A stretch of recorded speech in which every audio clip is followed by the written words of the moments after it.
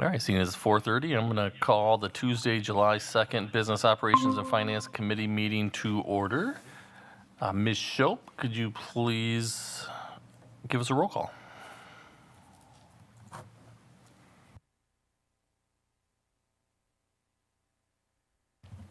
Yes. Greg Schneider, Present. Brian Nichols, Here. Brian Anderson. Here. All members are present. Thank you. All right, we got the agenda in front of us. I would entertain a motion to approve the agenda. So moved. Second. It's moved and seconded. Any discussion? Hearing none, all in favor signify by saying aye. Aye. Aye. Aye. And opposed? That carries unanimously. And we've had our minutes out there. You had a chance to review those. If anyone has any questions, comments, corrections, voice them. Otherwise, I will entertain a motion to approve them. So moved. Second. It's been moved and seconded. Any discussion? Hearing none. All those in favor signify by saying aye. Aye. Aye. Aye. And opposed? And that carries. All right, we're going to move on to item 2A, the May 2024 monthly financials. Mr. Chady, take it away. Good afternoon. We'll start by looking at the May 24 monthly financials as Committee Chair Anderson just reported on. Honestly, May's financial activity, pretty light and lackluster, pretty typical. So we won't spend a lot of time on the details, not that we're trying to hide anything, very transparent, all the information's public, just in the interest of time this evening, we'll strive to take a little bit bigger picture look at things. So in the monthly summary that we compile, here is the listing of monthly revenues and expenses that we have, and you can see during the month of May, we had revenues across the district of less than 1.2 million with expenses of over 7.1 million. So expenses outpaced revenues by nearly $6 million. And you can see those fund by fund across the page there. Of course, leading with Fund 10, our general operation fund at the very top, and moving down accordingly. So many people may be concerned about that. That's a very typical occurrence with public school districts throughout the state in the month of May, that our expenses exceed our revenues. Any questions there before I continue on? All right, good deal. The next couple of pages in the activity report speak to various revenue details and expense details. And again, in the interest of time this evening, that was posted on board docs, and hopefully board members and the public have had the opportunity to review that. Be more than happy to address any questions at the end, but I want to scroll down to the very bottom and we'll talk a little bit about our cash and investments. See if I can get that all on the page. There we go. So on this report, you can see where our cash assets are invested at First Mid Bank and Trust, and then at Associated Bank.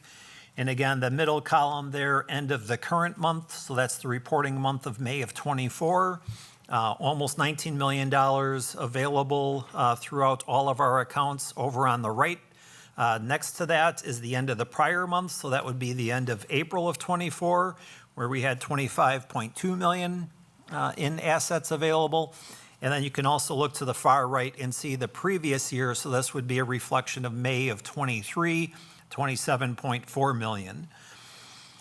And again, new to this report over the last couple of months, this bottom portion where we try to equate out the total general fund operating budget assets. I see I got budget misspelled in there.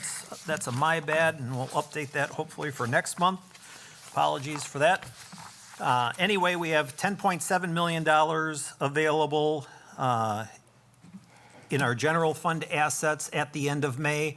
And if we equate that out to the number of days of liquidity, that would provide us with the opportunity to operate for 34 days without any other revenues coming in. So just, again, in comparison, you'll see there that at the end of April, that value was 54.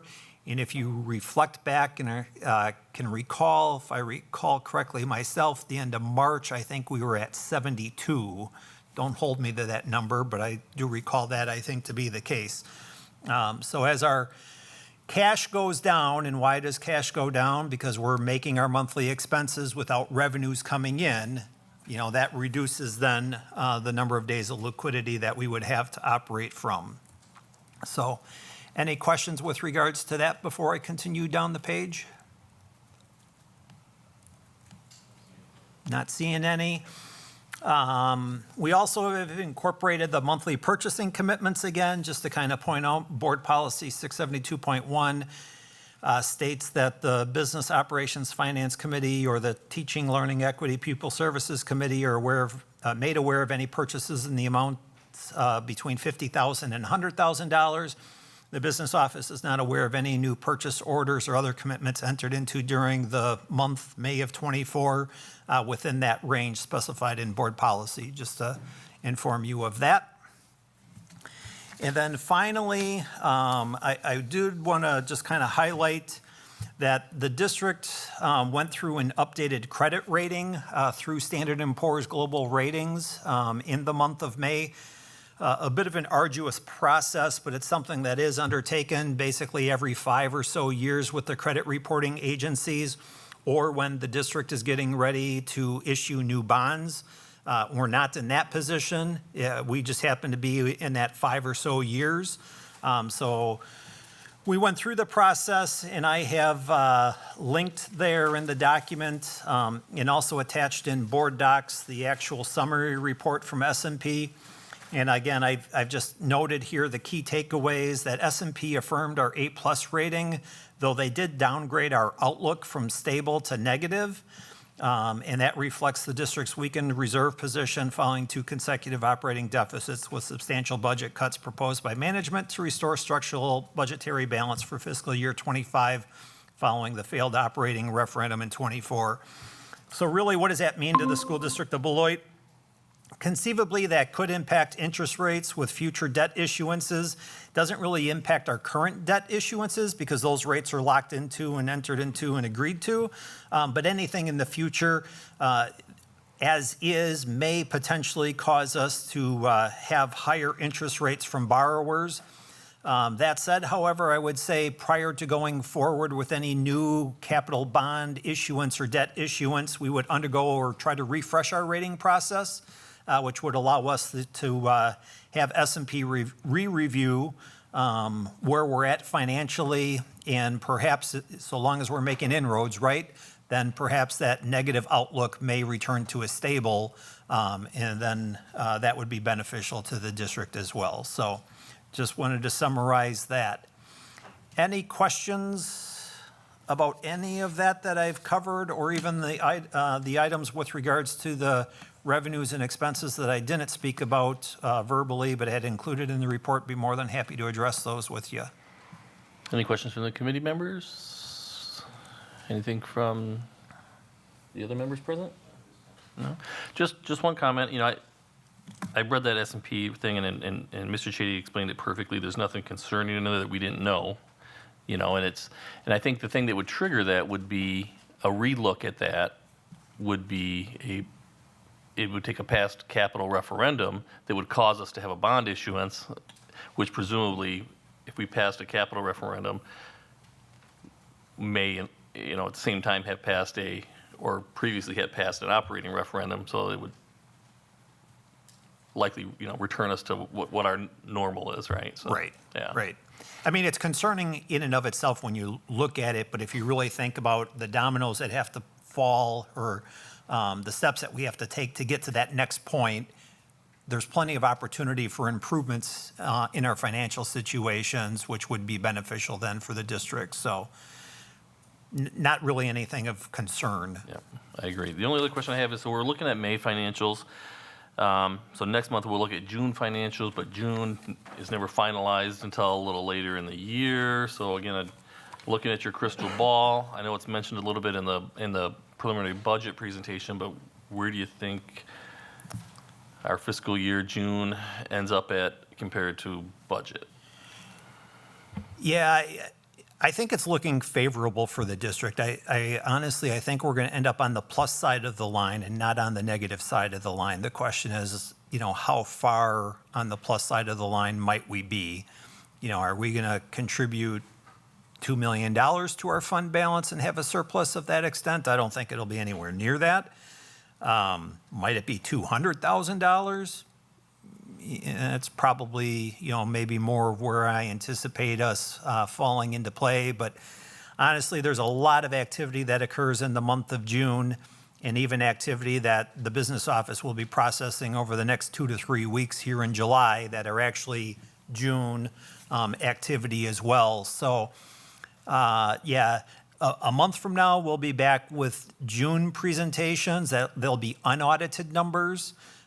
Because, let's see, the auditors come in the end of August to review our 23-24 books. So there still may be some adjustments then after next month's presentation. Perfect. Any other questions from anybody up here? Mr. Hankins? Mr. Shady, I understand that we are self-insured, and there's always that question mark of things that have to be paid for from the health insurance aspect. Knowing that, there's a pipeline. I know it can't be totally unexpected when a bill comes in. I mean, what is the pipeline of getting those bills or knowing about those bills coming in? I know it's kind of a question mark, but is there a procedure where you kind of know ahead of time that these bills will be coming down the pike? Yeah, there is. Ms. Elwood and I and auditors essentially reach out to our third-party administrator, Prairie States, for health insurance, in particular, Delta Dental for dental insurance. And there's a report that everybody utilizes. It's called an incurred but not reported. So the insurers will give us an estimate of what they anticipate future claims that were incurred during the past school year to be. So then we have to do a lot of accounting work to get that all accounted for appropriately within our accounting software package. Sometimes the actual comes in very close to that estimate, I would say. Sometimes it comes in higher than the estimate, which can be troublesome. And of course, we'd want it to be lower than, what we would anticipate it to be. But it's a huge unknown. And it's unfortunate that, but our insureds continue to have medical needs attended to, probably April, May, and June. It takes time for some of those things to get processed through the systems based upon the procedures that they incurred. Somebody going in for an annual physical, that's probably a quick turn. But some of the other more complicated things typically take time for the third-party administrator to get processed and back to us. Okay, thank you. Perfect. Any other questions? All right. Hearing none, I would entertain a motion to recommend this to the full board for approval. So moved. Second. Got a motion and a second. Any discussion? Hearing none, all those in favor signify by saying aye. Aye. Aye. Aye. And opposed? That carries. And we're going to move on to item 3A under discussion and / action items, and we're going to talk about our preliminary 24-25 budget. I'll start us off. Thank you so much, Mr. Anderson. So one of the things that I've been trying to, relate to the district over the course of our time as administrative team here is that, of course, we have year-over-year budgetary constraints that we have to address here in the school district of Beloit. And not to prolong that thought, but that is something that just needs to be, reminded to the public and, of course, to the board as well. We are in a funding crisis, one could argue, in the state, where they have to make some changes to how schools are funded. But also right here in the district, we have we've been battling some funding constraints over a few years now. And so the preliminary budget is a snapshot of, again, kind of where we are now, knowing that there's still some uncertainties that we have to just kind of work through. I wish I could snap my fingers and everything will be back to normal in the budget, but unfortunately, that's just not the case for us. When you look at our budget over the many years, we've been very well, and I can speak for this administrative team. We've been as close to as fiscally responsible as we could possibly be, knowing that we still have year-over-year constraints that we still need to meet. And so it's a work in progress. It's something that we had aspirations to bring to the board earlier. But here we are now, here in July, discussing our preliminary budget. That's going to have a lot of different assumptions in it and a lot of different information that the board will have to consider. Some of the information that you will see in this presentation is, again, it is a moving pendulum. I hate to say target. It is a moving pendulum. And so as we gain better clarity around certain themes in the budget, the pendulum will slow down. But I don't ever think it'll just stop moving, because when you're thinking about a budget, it is fluid, okay?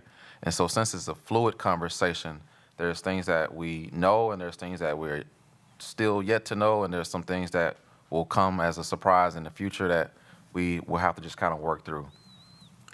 My hopes is that in this preliminary conversation that the board will ask us any questions that they may have, of course, but also allow us the space to come back to you and say, you know what, we need to follow up on that question.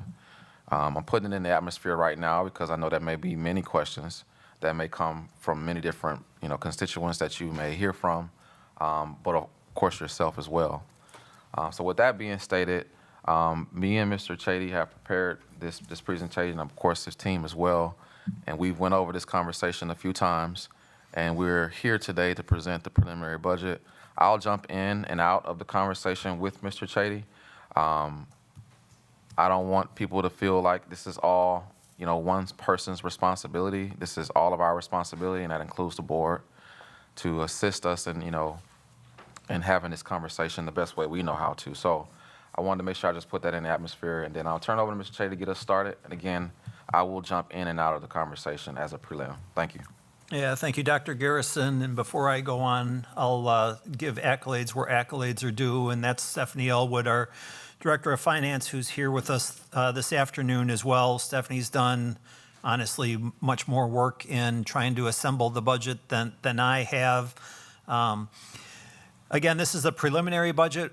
It's important, I think, for us to bring before the board tonight where we're at. This is not something that we're asking the board to adopt this evening. Our intention is to share with you what the current status is, solicit any feedback from the board, and the intention would be to bring this back at our August committee in a regular meeting. I think that was August 6th, if I recall correctly. And hopefully we'll be able to have budget board action on adopting the preliminary budget at that point in time. So I wanted to kind of review some of the big picture key budgetary factors that go into play. And of course, our membership being first and foremost amongst them. Within the revenue limit formula, we are estimating our 24-25 membership to be 6,192. Again, membership is those students that reside within the school district of Beloit and attend a public institution, but does not necessarily, that's different from enrollment, who is the number of students that we serve in our schools. So just to kind of help differentiate that. And you can see the membership average, the membership history there. Back in the 22-23 school year, 6,288. 23-24, 6,261. 24-25, we're using an estimate of 6,192. Come the third Friday of September, September 20th, and really 2 weeks thereafter, October 4th, when the report is due, that number will likely change. Are we conservative and on the low end? I think perhaps so. Better for us to be conservative and on the low end and then have additional revenue show up to the district, but we'll see how it goes. So The three-year average then computes out to 6,247. Last year, it was 6,333. So much like we know, our enrollment and membership is declining, not just in the school district of Beloit, but state and perhaps even nationally as well. The other key factors here is we are using $11,325.36 as the maximum revenue limit per member.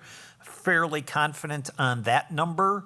That does include the $325 per member increase that was provided through the most recent state biennial budget and is incorporated into current state laws. So again, that $11,325.36, I would put that at 99% confidence that that's going to be accurate.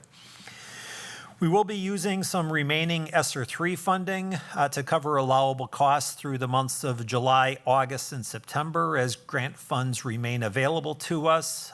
We do have work in progress currently at Beloit Memorial High School with regards to the HVAC project. I believe that was in the Beloit Daily News today if you had that opportunity. $5 million portion of the ESSER 3 grant was allocated for that. The remaining portion of that here in the first 3 months of the year, probably estimated about $1.5, maybe a little bit more than that, $1 million. We'll also be using some of the ESSER 3 remaining funds to compensate or pay for our HES contracted custodial in July, August, and September, much like we have done in the past year plus. Our estimated equalized district property valuations. Now, note that this is the equalized property valuation that comes from the Wisconsin Department of Revenue. This is different than the city assessment or reassessment process. Really has nothing, one doesn't have anything to do with the other.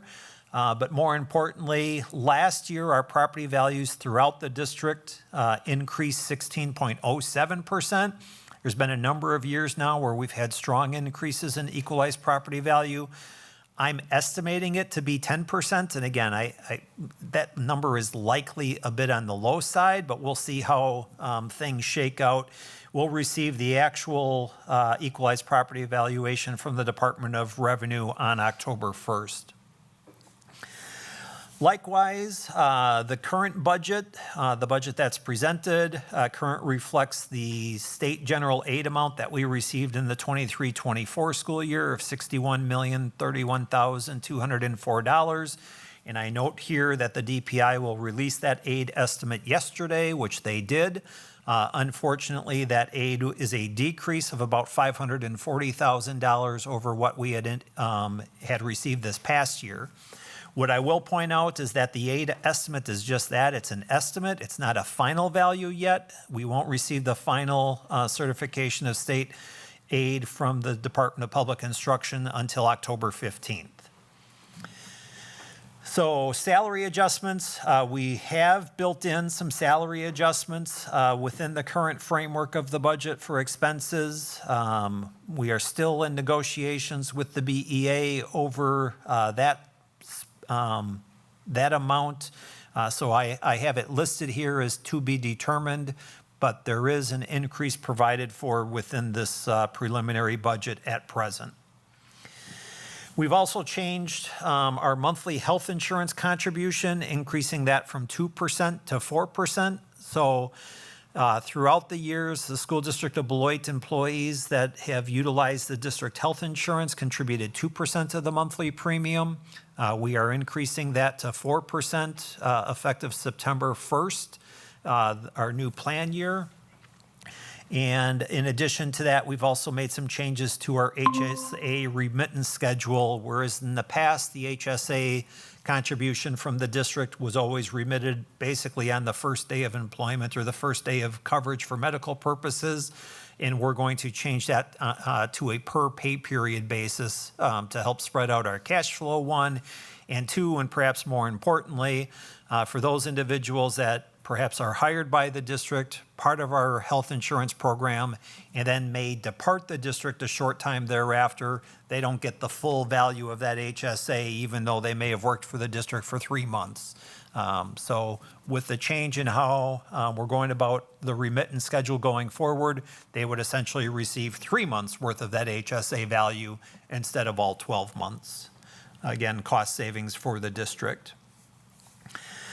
Important to point out that there are expense increases within the budget to support School District of Beloit resident students that are attending the expanded independent charter school or the new local private school voucher option. So it's my understanding that the Lincoln Academy will fulfill the 2 remaining grades or grade levels here.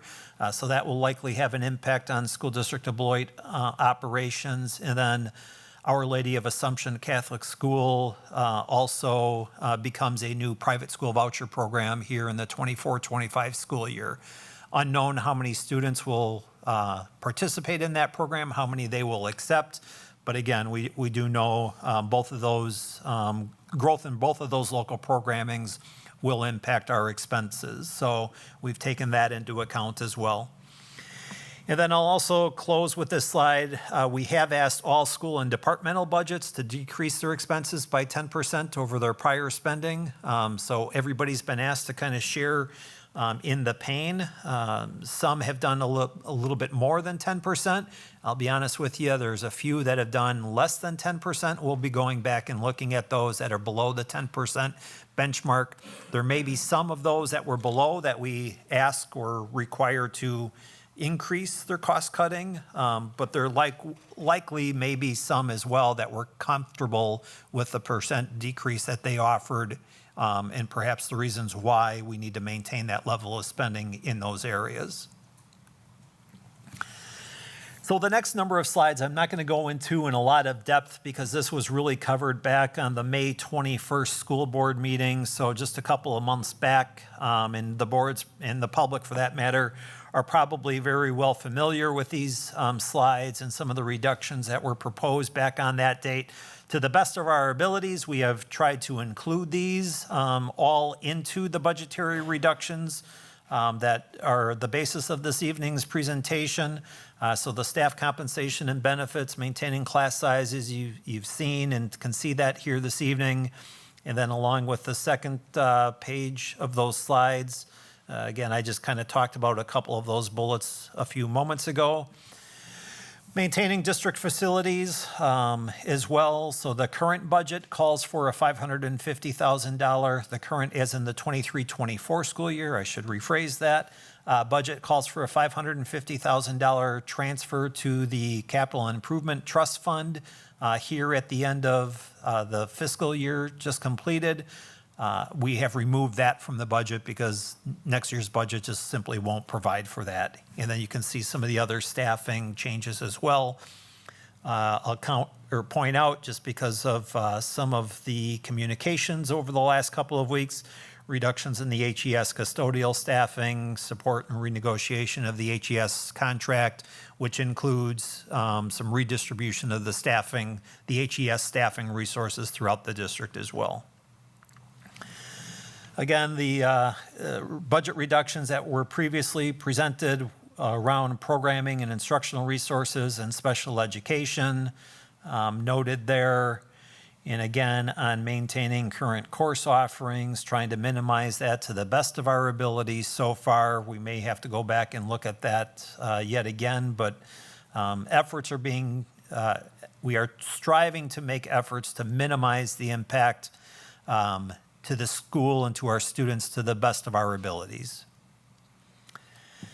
And then other budgetary constraints or reductions that we've incorporated into the budget so far noted as well. I think that was the last. There we go. Okay. So other budgetary strategies on the expense side, we've reduced staffing positions. We've attempted to do that so that there are marginal reductions to actual staff. There were very few, probably we can count them on one hand, the number of staff, actual staff people that were non-renewed or asked to leave the district. So while there's been much exodus from the district, perhaps, it's not because of us asking people, telling people to depart. There's other reasons behind that, and those employees are tendering their resignation notice for their own accord as well. We talked about the department and school budget, and then new, and again, probably something that the board's aware of and likely we'll hear more about later this evening, the possibility of furloughing up to 3 days to reduce some of our personnel costs.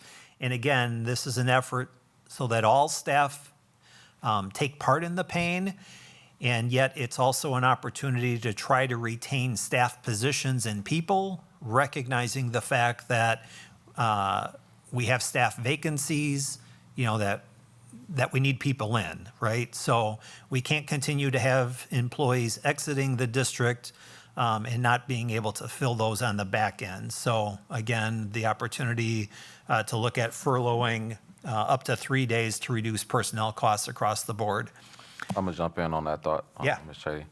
One of the things when we're talking about the furlough opportunity is we don't take that conversation lightly. We know that's something that it's going to impact us all.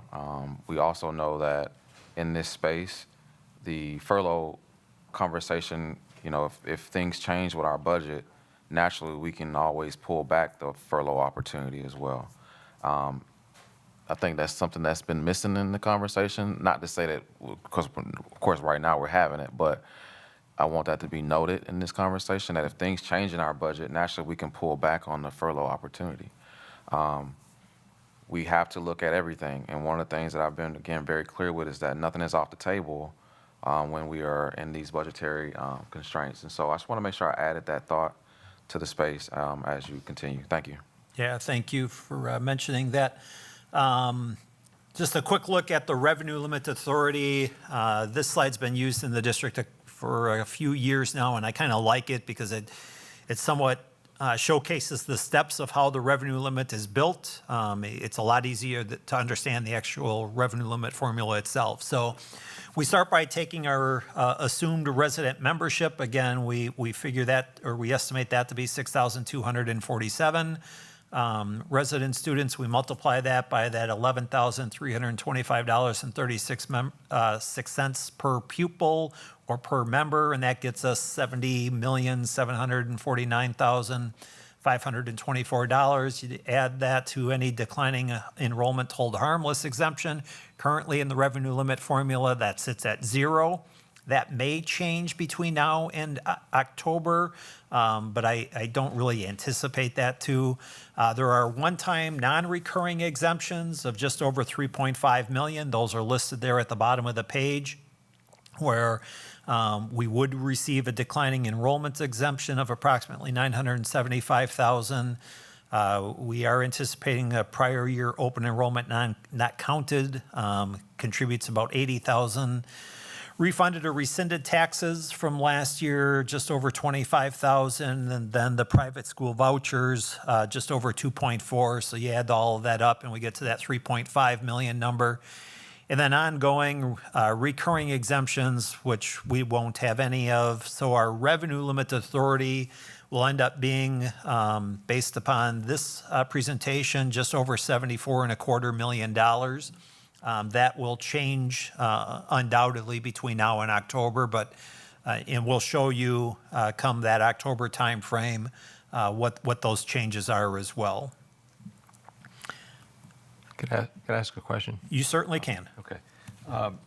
You used the resident membership at 6247. That was a 3-year average. Shouldn't you use 6192? No, within the revenue limit, they utilize a 3-year average. They provide that intentionally for districts that have a declining enrollment. Great. Because that way it provides a little bit of a buffer and hopefully provides the district more opportunity to Okay. align our expenses to our declining students. Good. Thanks for the clarification. Yeah, great question, though. Thank you. Revenue limit membership is listed here as well. So you can see the declines through the years. Looking to the far right, we're estimating 24-25 to be that 6,192 value. You can see we're at 6261 here in the 23, or last year in the 23-24 school year. 6288 in the 22-23 school year, and, everything from there back. So really important to point out is the revenue limit and the tax levy and the general aid and how that all plays together. So if we kind of look at the chart or the pictorial on the bottom portion of the page, we've got that revenue limit authority, again, just over 74 and a quarter. And then we subtract out our state equalization aid and our high poverty aid. And again, utilizing our 23-24 state equalization aid of just over 61 million. There is no more high poverty aid. That was removed, or the funding for it was actually eliminated in the last state budget. The aid is still on the books, but there's no money allocated for it. And then other state aid. The important part here is you take your revenue limit, you subtract out your state aid, and then over on the far right ends up being what your tax levy is. And I share this intentionally because based on this presentation that we uploaded to Board Docs last week, whatever day that was, our general fund would have had a tax levy of just over 11.9 million. However, now, with our state equalization aid being about $540,000 less than it was this past year, that then transfers the burden from the state to the local property taxpayers. So the general fund would see a $540,000 increase there. So now we're at about $12.5 million general fund tax levy. So just to kind of share how that works, state aid goes down. We don't get more money or less money because our revenue limit amount stays the same. But what changes is who pays what portion. The state saying that they're going to pay less, that means unfortunately that the local property taxpayers will pick up a larger burden for that. So just wanted to kind of walk through that given the communications around the state equalization aid estimate that was released yesterday. I'll pause there just to check and see if there's any questions or clarifications that are needed.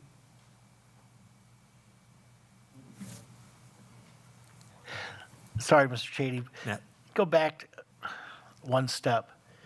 I kind of lost you on state aid and then upcoming numbers going to the portion of our taxes, our city taxes that go to the levy amount. Can you explain that just one more time? Certainly. So you take our revenue, basically you can take your total revenue limit authority, which is currently $74,250,000. Let's not forget the $336. You subtract out the amount that we anticipate from state aid, and those numbers are listed there, approximately 61.3 million. And then you end up with the amount that is required to levy to the local property taxpayers, and those values are listed on the far right. Now, again, those values are based on the 23-24 amount of state aid and did not include or did not take into consideration the state aid estimate that was released yesterday, which is a $540,000 reduction in state aid. So if we were to add the $540,000 in the general fund to that 11.9, we're about 12.5 million. That would be the responsibility of the local property taxpayers to help contribute. Yeah. Okay, so okay, I understand then. Okay. So it just means we get a bigger portion or a different portion that, What it means is that the Higher local portion. property taxpayers will Yeah. take on a greater percentage of the burden to fund the school district of Beloit. It's important to point out that we don't get any more money. The value that we get is Right. capped within that revenue limit. What changes is who we get it from. Do we get more Right. from the state? Shifts. Yeah. And again, that July 1st aid estimate is essentially that. It's an estimate. It will change, no doubt. I'll put all my money and all the school district's money on it. That amount from the July 1st aid estimate from the DPI, it's an estimate and it will change. The question between now and October 15th is which way does it go? On October 15th, when they finalize that estimate for us, does the amount go up, which is what we'd want it to happen? Or does it go down further, which is not what we want to happen? Okay, and just in a nutshell, and I understand that our new reassessments all came in and it's the lag time. So when that all happens, will be next year or whatever year, when does that affect, I guess, the levy, or does it? It does not at all. Ever? Okay. Correct. So let's just say, let's use $12 million as the amount that the district would levy for our general fund operations. We're going to get $12 million. But because of the city's reassessment process and some properties, the school district doesn't get any more money. Okay. What changes, though, at the local level, at the school and the property and the parcel level, is at what percentage then does that property owner contribute to it? Okay. So if the city's reassessment, say, increases property values citywide by 20%, and I'm just making numbers up, if an individual piece of property went up 20%, they essentially would see no change or very little change in their property taxes for the school district of Beloit and all the other taxing municipalities. Now, if the city's average was an increase of 20% and somebody's property went up 40%, they're going to take on a greater burden. They're going to pay more in taxes to the school district and to all the other municipalities. But it'll So spread it's out. an increase on the person. Yes. But for us, we still get our $12 million from everybody. Okay, thank you. And I'm sorry, guys. Back in the referendum question, I thought I heard you say that if the referendum passed, it would actually increase our mill rate down the line. Could you just explain that, if that's true or not true? Yeah, if the referendum would have passed, that would have increased because that would have given us, what it would have done is it would have provided us the opportunity to exceed the revenue limit by that $9 million. So instead of this chart showing 74.25 million, it would be 83.25 million. And then again, kind of working that through, that $9 million would have ended up showing up over in the tax levy as an additional $9 million there. Okay, how does that go back to mill rate, though? From the 326, how does that raise that? I don't need a, Yeah, so the mill rate is a calculation of the total tax levy divided by the state equalized property value. And in fact, I understand that that's where everybody focuses on, and perhaps you saw, or maybe some of you may have discovered it as if you've looked through the presentation. I don't speak to mill rate at all tonight, other than what we're doing right now, because it's really just a little bit too prelim to do that. Yeah. Sure thing. All right, looking at the main revenue sources for the district here in the 24-25 school year. Again, looking big picture, this is a chart that the district has utilized the past few years, and again, we've simply updated that accordingly. You can see our general fund operations currently has revenues of about $87.2 million. Our special education fund just over $17 million, or $17.1 million, and total district budget over $104 million. Again, important to look at, that middle row, 621, general state aid, 65%, the row immediately below it, the 600 state sources, that reflects 78.41% of our revenues come from the state of Wisconsin. I would even go a step further and say, let's add in the 700 federal sources revenues at 7%. And right there, 85.41% of our revenues come from state or federal sources. The lion's share of our operations is paid for out of state and federal funds. Let's not, obscure anything. I mean, those are still taxpayer monies, right? They just flow to the district through the state and the feds instead of the local property tax base. Let me jump in real quick again, Bob. And I think it's important to note that, and this is kind of dates back to the previous slide too, that we're not necessarily getting any new money. And I know you stated this from the property taxes because of our general fund being what it is. And so I think, although it's real hard to explain all of that, but just note, we're not getting any new money because the property taxes went up in the city to us, okay? I think that just needs to be noted in the conversation, because I think a lot of times people may think, oh, something went up, so we must get more in the school district. That's not the case. We only get new money when we go to referendum and we can levy for more, and or something great comes from the state, okay, where they give us additional funds per pupil, okay? And I've said that a lot in the conversations, but sometimes it's just good to remind people that we only give money pretty much two ways, through a referendum and or through the state, increasing how much money it gives us per pupil, okay? So I just want to make sure I note that. And again, Mr. Chady will explain it in many different ways, but I also want to make sure we hear it this way as well. Yeah, thank you, Dr. Garrison. That provided me an opportunity to look at my notes, and I caught a little talking point that I wanted to make sure I addressed on this slide, and I would have omitted that. So let's go back and look at that general fund for 24-25, 87.2 million. Let me put that in comparison perspective for you. If we looked at our 23-24 revenue budget for Fund 10, it was 98.2 million. So we're anticipating currently $11 million less in 24-25 than we had available to us in the 23-24 school year. Certainly contributes to some of our challenges.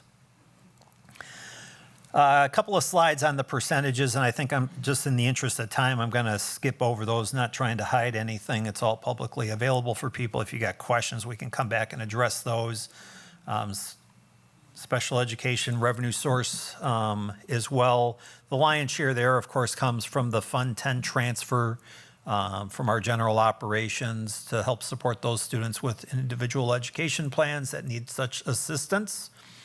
And then let's look at our expenses by object. And again, looking at Fund 10, just going down the columns. Currently, 24-25 shows expenses at 94.2 million. And again, I'm just going to back up a few. That's not good when we got 87.2 million in revenues coming in, and yet we're anticipating expenses of 94.2 million. So obviously some work there to do yet. And even total overall budget, just over 111 million with $104 million in revenues. So some work that obviously still has to transpire to reduce the budget deficit. Looking at the top and just kind of talking down the rows, of course, salary and benefits represent the lion's share of expenses in any public school for that matter. 60% of our budget is in those people that we pay, employ and pay directly.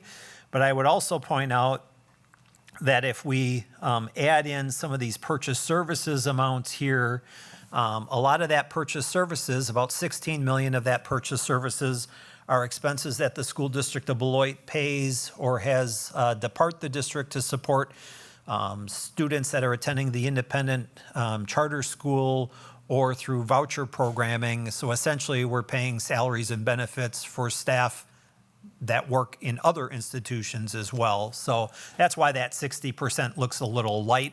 Typically in school districts, that'll be in the probably 70 to 75, 76, sometimes a little bit higher percentage range. Purchase services, again, we've got 29.8, almost $30 million worth of expenditures there. 16 plus million of that is set aside to educate students that are attending elsewhere. And then from there, we can factor out our HES contract custodial, which will be around $3 million, does include a 10% reduction with them. We worked hard on that, and we were able to achieve that objective. Durham transportation is factored in there. Utilities is factored in there. And really, when all is said and done, and you take a look at that 30 million and you factor out some of the big expenses, you're kind of looking at about $8 million of other funding or other expenditures in that row. Not quite enough to close the budget deficit on its own. Any questions on that before I continue onward? Any questions from anyone on the committee or other members? I just have one, and maybe it's something obvious that I just overlooked, but on those expenses by object slide and the expenses by function, the totals have call it a $10.5 million difference. Thank you. So that's in regards to that row 800 fund transfers, 10.5 million. That's not a function that's being captured and reported here. Okay. Yeah. Thank you. Yep. No, don't thank me. Well, I'll thank Ms. Elwood for. Thanks, Ms. Elwood. Now my math. For works. whispering and helping me good. with the answer from behind, so. Board Member Miller. Sorry, thanks. At the regular board meeting, I was going to ask this, so we don't need to have an answer right now, but just to, be transparent and put it on the radar. I'm curious about, and I know this is a bit left field, but as we're looking at some challenging conversations that we're having, I'm wondering what it would take to set up like a foundation or some other mechanism by which people from the community or wherever could donate to preserve some of this programming and certainly to support our teachers. Could you speak to that process a little bit? Because I think this is something that might come up at the regular board meeting. I'll jump in on that thought. Thank you. Mr. Chater, you can piggyback on it. So the foundation thought has been discussed here at the district level. We actually we had a foundation here in the district at one point. Still do. And still do. It's an account that's, I see the account, but we don't use it. Let's just say it like that. And so there is work that could be done there. Why it went away for many years, I have no idea. It's something that I had dug into when I first came here. Naturally, we know that there's other foundations in our community that we've worked through, but someone typically has to oversee the funds. There has to be proper 501c3 work done with it. And again, we do have a fund in our account codes. And I'll turn back over to Mr. Chater. That's what I wanted to share. Yeah, just real quickly, I would say that the School District of Beloit does have let me rephrase that. There is an SDB foundation that exists on paper, I would say. The school district does receive, and that's reported on our cash and investments. We get interest. No, yeah, we do receive modest interest. No, we don't. There's no interest on it because it's a checking account. Currently has $1,758.54 on that account. So $1,758.54. So I understand, we hear of foundations in other districts that provide good support to those districts, and perhaps that is something that the School District of Beloit could benefit from. We have, I think, literally the foundation, no pun intended there, but we have to go back through the paperwork to identify board officer roles, re-recruit people, go back to people and learn the history. So, yeah, I know where you're going with that, and it's certainly something for us to explore. Yeah. Real quick, before we jump off this expense by object, just simply because I did share what the revenues were in comparison. So on the expenses by object for 24-25, currently we've got budgeted $94.2 million, and our expenditures during the 23-24 school year were budgeted $98.2 million. So an indication there that we have reduced our spending by about $2 million, perhaps even more than $2 million, because we've had other expenses increased as well, but just to kind of put it in comparison for you. And again, I think it's easy for us to go past that pretty fast, but can you reiterate that space again? Just repeat that so sure. So it's clear. Perhaps the other way to look at it is in the 23-24, the school year just completed, we had $98.2 million in expenses budgeted for in our general fund. And as you can see on the slide here for 24-25, it's currently projected at $94.2 million. So it's a reduction of expenses of over $4 million. Unfortunately, our deficit still exists, so there's still work to be done. But again, the intent of tonight is just to provide an update to the board where we're at. We'll talk a little bit about next steps here momentarily. Again, I'm just going to kind of skim past the pie charts. And we'll talk a little bit about our unassigned fund balance, because you can see that indicated here. There's the beginning fund balance through the years, the change in fund balance. That change in fund balance, probably the best way to look at that is, did you have a surplus or a deficit in that completed fiscal year? So you can see in the 22-23, we operated at a $2.6 million deficit, 21-22, $6.2 million deficit. Again, in 23-24, our expectation is that we should end up on the plus side of that ledger, being able to contribute some more money back into our fund balance, though it won't be significantly large. So, and then you can see the percentages on the bottom, and a reminder that board policy speaks to 14% as a minimum. And I think, I can't recall what the target is. I think it was 18%. There are some other funds beyond. No, I'm sorry. There are other funds that the school district operates with as well. Fund 10 and Fund 27 being the largest of our operating funds. But there are Fund 21, which is our special projects funds, our debt service funds 38 and 39, capital project funds are here, food service funds. So again, just kind of a recap of all of the other funds that come into play. So what's next and what's ahead? Well, we got that July 1st aid estimate yesterday, so we'll be incorporating that into the budget and making changes to those revenues. That unfortunately will increase the projected deficit as present. We'll review and refine the budgeted revenues where necessary. We've already started that work, trying to line by line look at, are we missing any revenues, or are we fairly confident that the revenues that we have incorporated into the budget are reliable?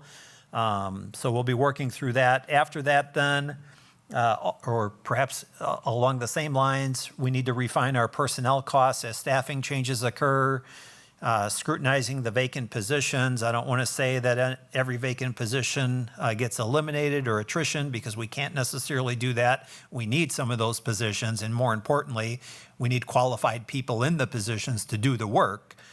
So we need to work in those regards.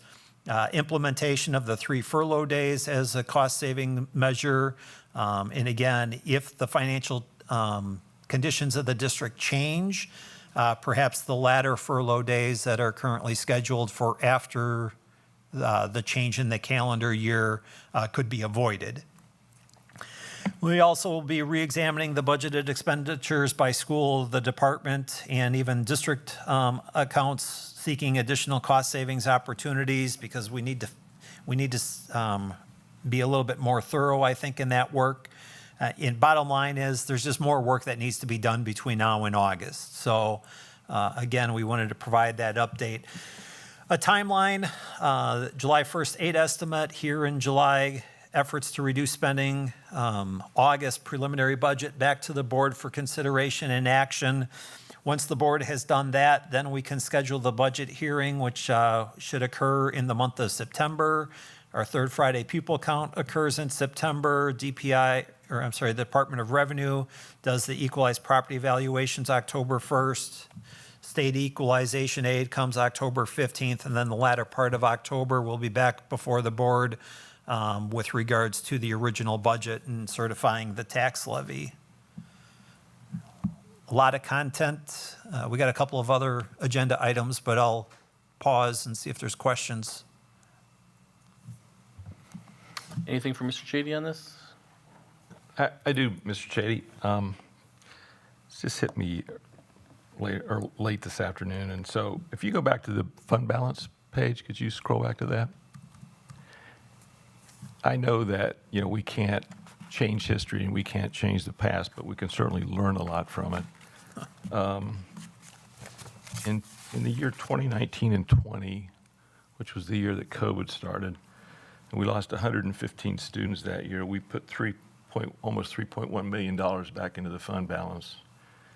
And then the next year, which was the full year of COVID, we lost 580 students, but we still put $221,000+ back into the fund balance. I know you're a busy group, but can we look back and find out how in the world did that happen? Oh, I can tell you exactly how that Okay, happened, good. especially the 1920 year in particular. Okay. About mid-March, and my colleagues can probably even recall the dates, probably around the 8th or 13th or something like that of March, schools were closed. Right. So a lot of things changed educationally, delivery methods, for the most part, likely in Beloit, can't speak to this specifically because I wasn't here, but most districts tried to maintain payroll for those individuals. Right. But a lot of the school-based expenses just weren't needed any longer. So, right. Yeah. Okay. You still had utilities at the building, but nobody's turning the lights on, so your electric bills kind of went down. So a lot, yeah, transportation, it would be another good example. Yeah, so I think those types of things helped contribute to the significant surplus that occurred in the 1920 school year here in the school district of Beloit, and quite honestly, probably in a lot of other districts too. Okay. Yeah, 2020, 21, probably a little bit different with regards to budget. In that year in particular, that's when school districts started spending more of their ESSER funding, having those ESSER dollars available and spending. Expenditures, if we actually looked at the expenses from 1920 and 2021 and et cetera, you probably will see an uptick in expenses. Thankfully, the district still operated at a positive in that year and had a surplus. And then again in 21, 22, with the continuation of the COVID pandemic and the impact on schools, that also likely increased to the deficit that year, where revenues probably dropped off a bit, but expenses were still high, trying to respond to those situations.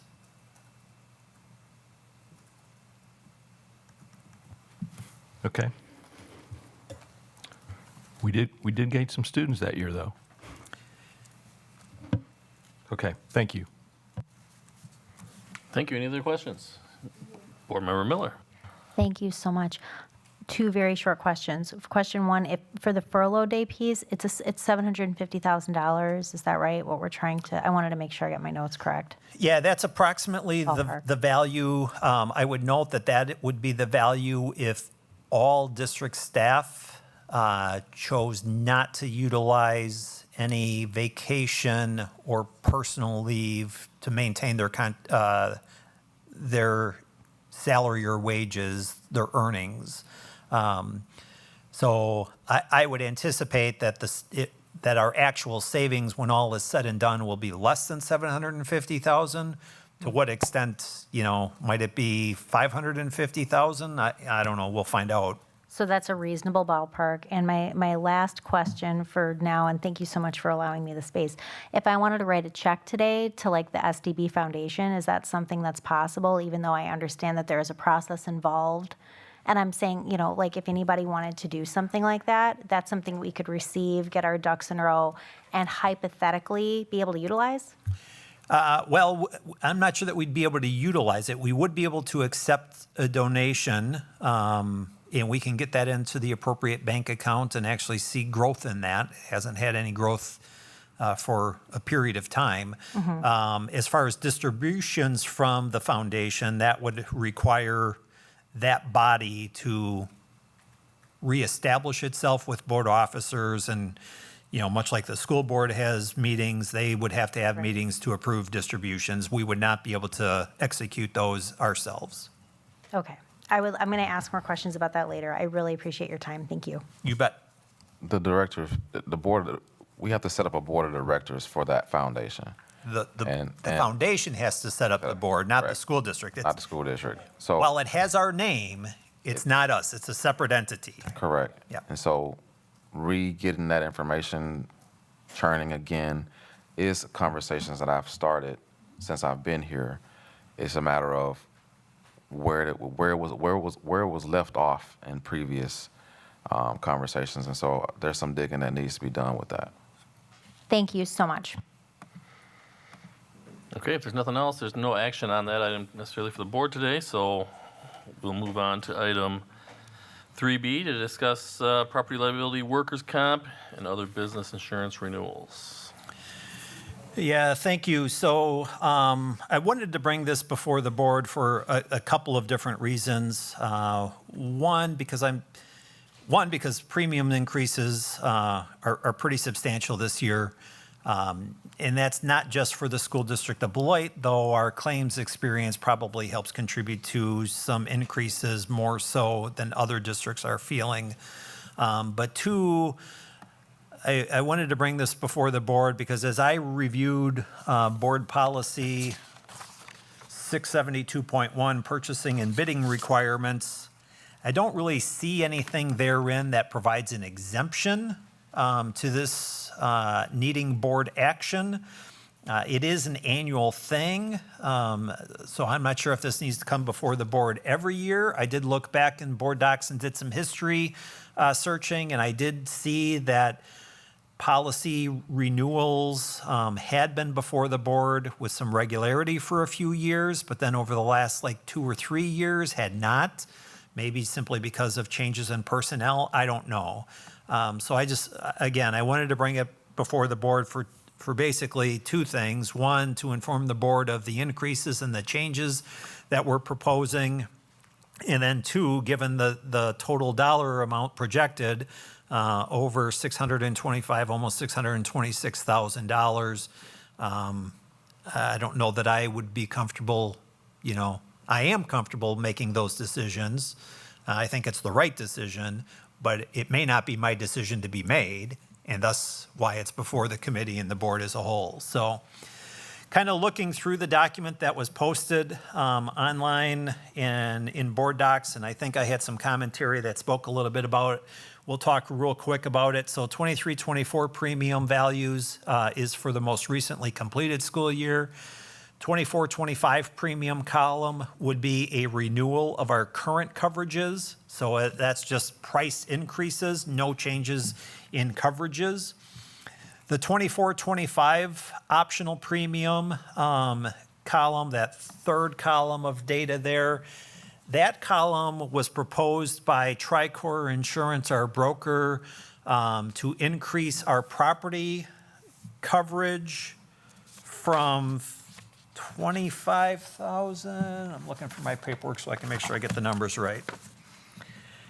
From $25,000 as a deductible to $75,000 as a deductible, and would increase our flood coverage, flood deductible from $50,000 to $75,000.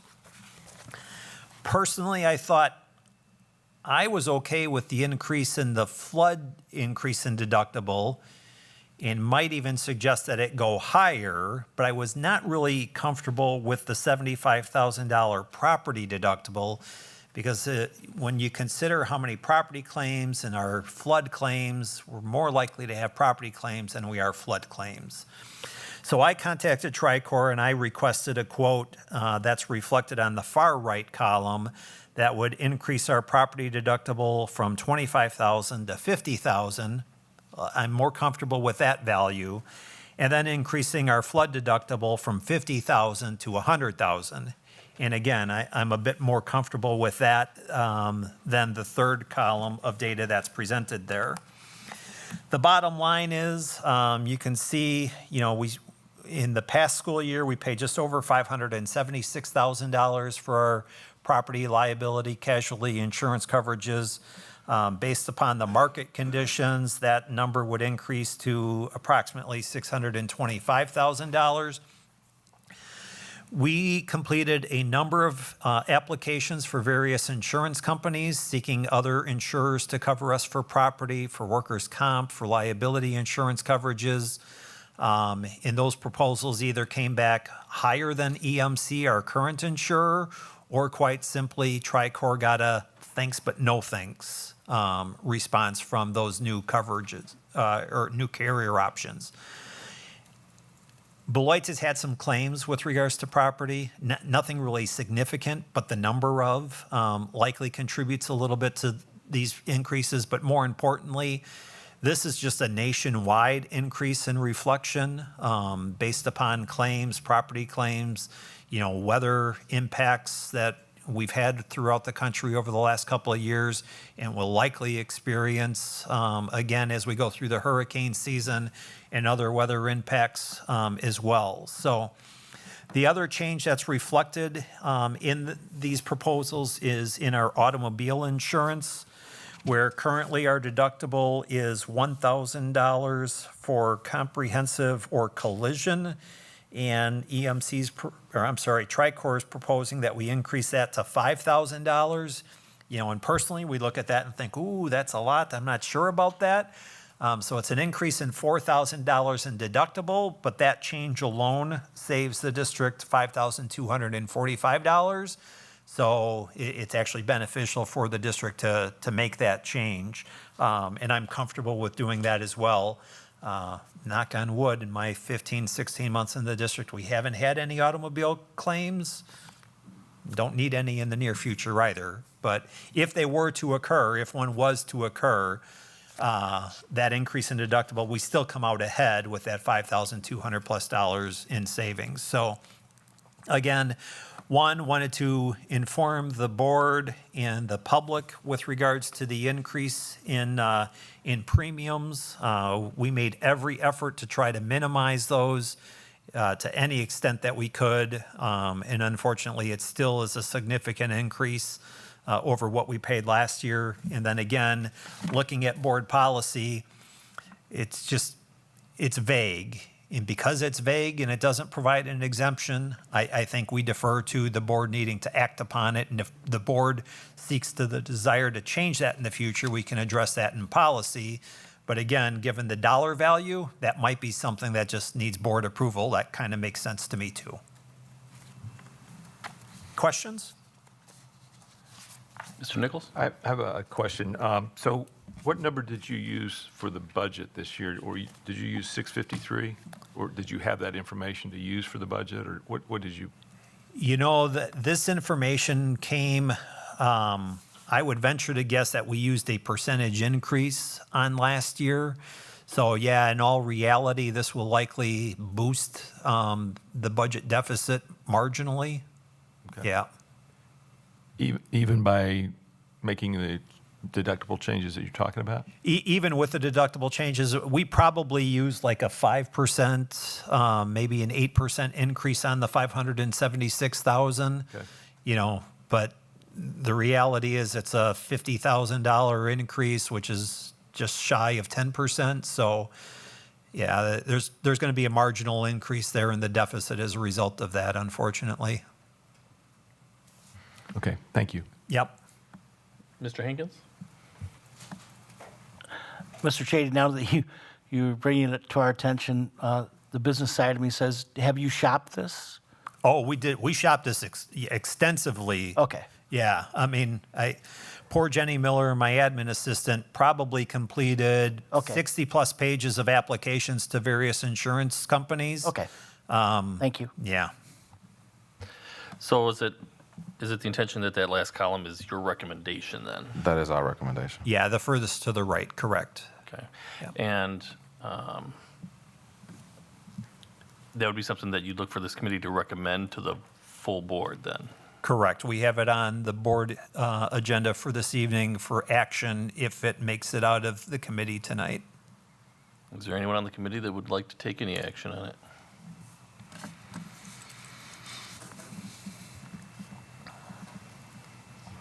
I move to approve and to send this to the full board. I second. All right, we got a first and a second. Any discussion? By committee members, any discussion from anyone else? Hearing none. All those in favor signify by saying aye. Aye. Aye. Aye. And opposed? All right.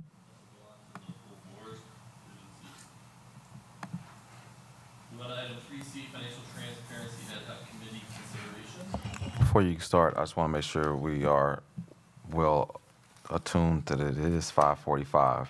And so these next two conversations will take us right up to that point, Board Chair Anderson. So I just want to make sure we're aware of that.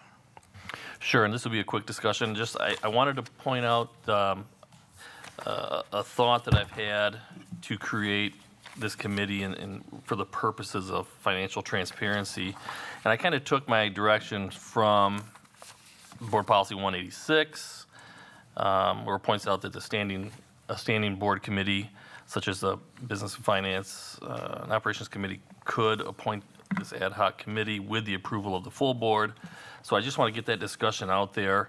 I don't know exactly what that would look like, but the purpose behind that is just to provide an outlet for educating the public, not necessarily specifically for, because we have an upcoming budget, although it may shed light on that, not necessarily for an upcoming potential referendum question, although it may shed some light on that. And it could be something that could, if there's interest there, I think could drive,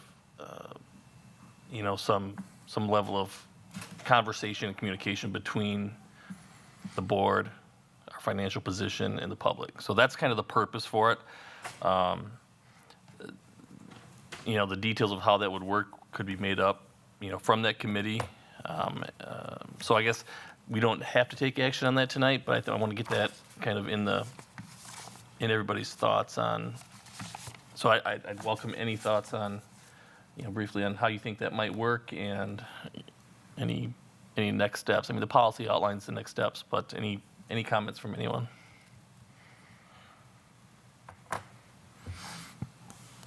Okay.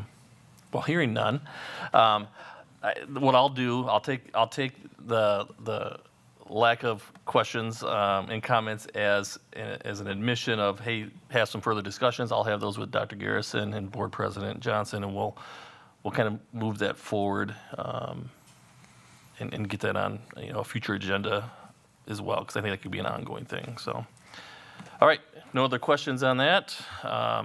We'll move on to item 3D, consideration related to sale of real property.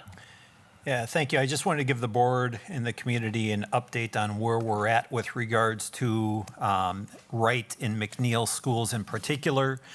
Last week, we did have a commercial real estate broker, Caldwell Banker Commercial out of Janesville, come to the district, and we did walkthroughs of both Wright and McNeil.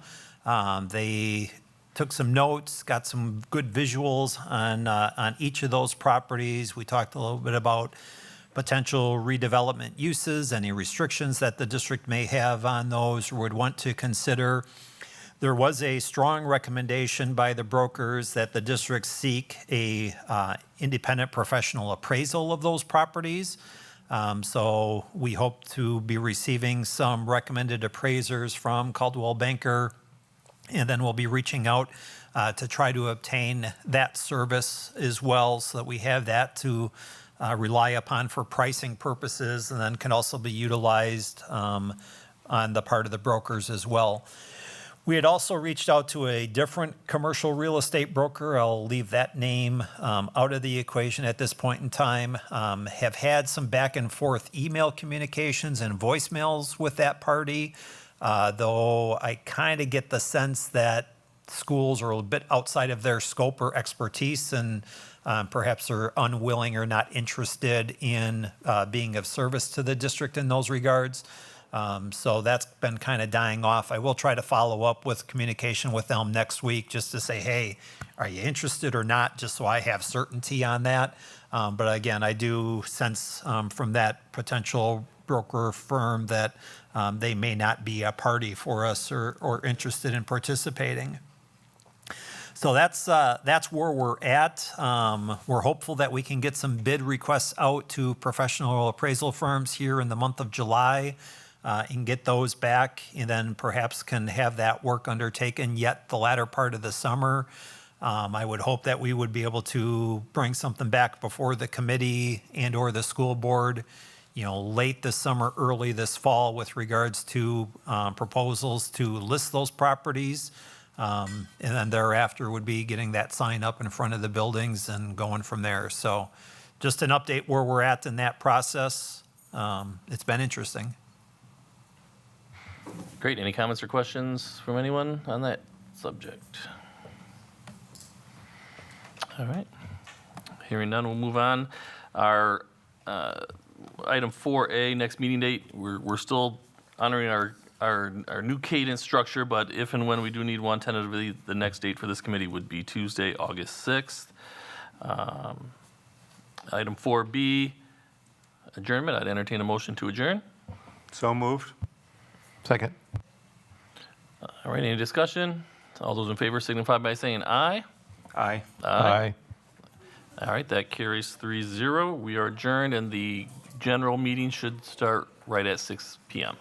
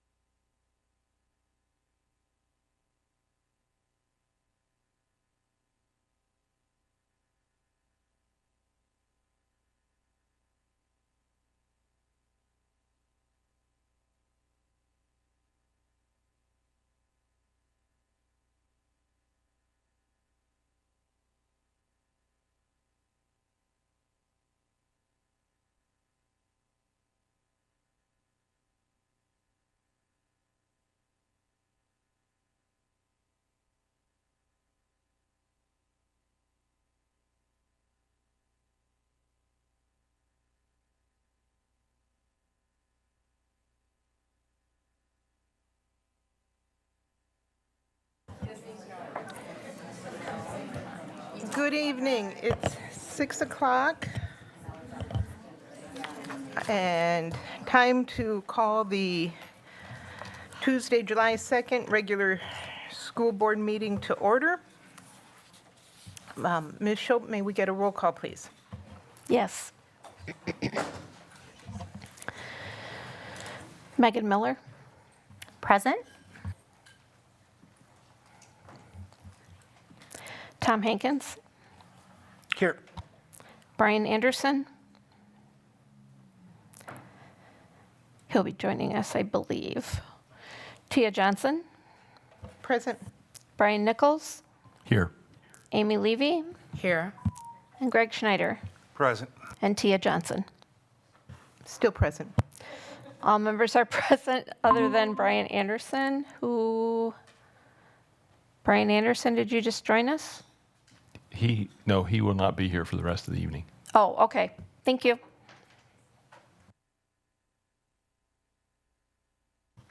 Thank you, Michelle. That brings us to the approval of the agenda.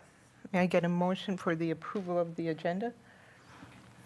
I would like to recommend a couple changes, I think, to facilitate everything this evening.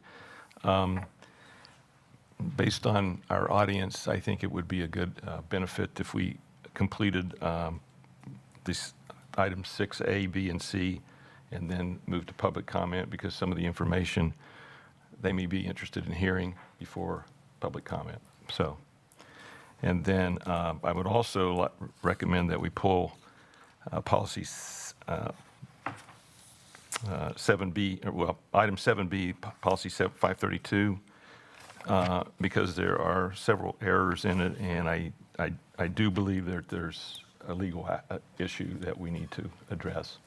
So I would like to go ahead and pull that now. Okay, so a motion to approve the agenda with change of public comment to go after item 6 and remove item 7B by Brian Nichols. Is there a second? I second. All in favor? Oh, I'm sorry. Discussion.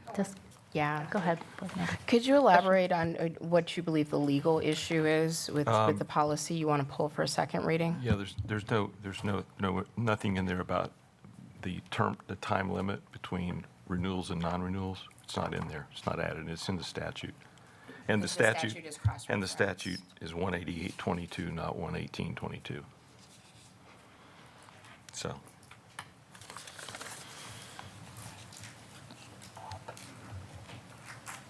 Any other discussion? I just had a question. I love the thoughtfulness. I'm looking at it differently. I was just wondering if we could keep public comment where it is so people can choose whether or not they want to stay and not have to sit through more board business, but, leave it up to the board. I just wanted to contribute that thought.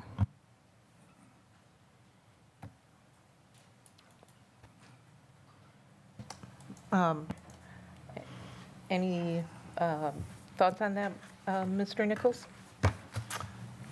I'm certainly open. Okay. I mean, I'm going to vote no, just because I kind of want to leave public comment where it is, since a lot of people are here Okay. to speak. But I appreciate where you're coming from very much. Okay. Is that, are you offering an amendment? Would you like, are you open to an amendment, Mr. Nichols? Absolutely.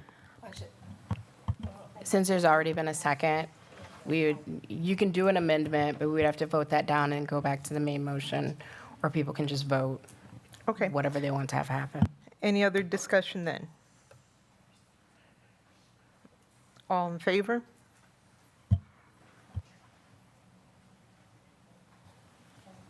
Aye. Aye.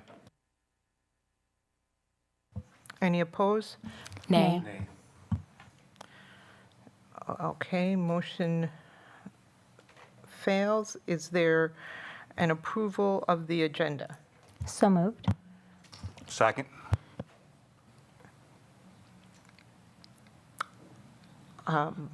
All in, Oh, go ahead.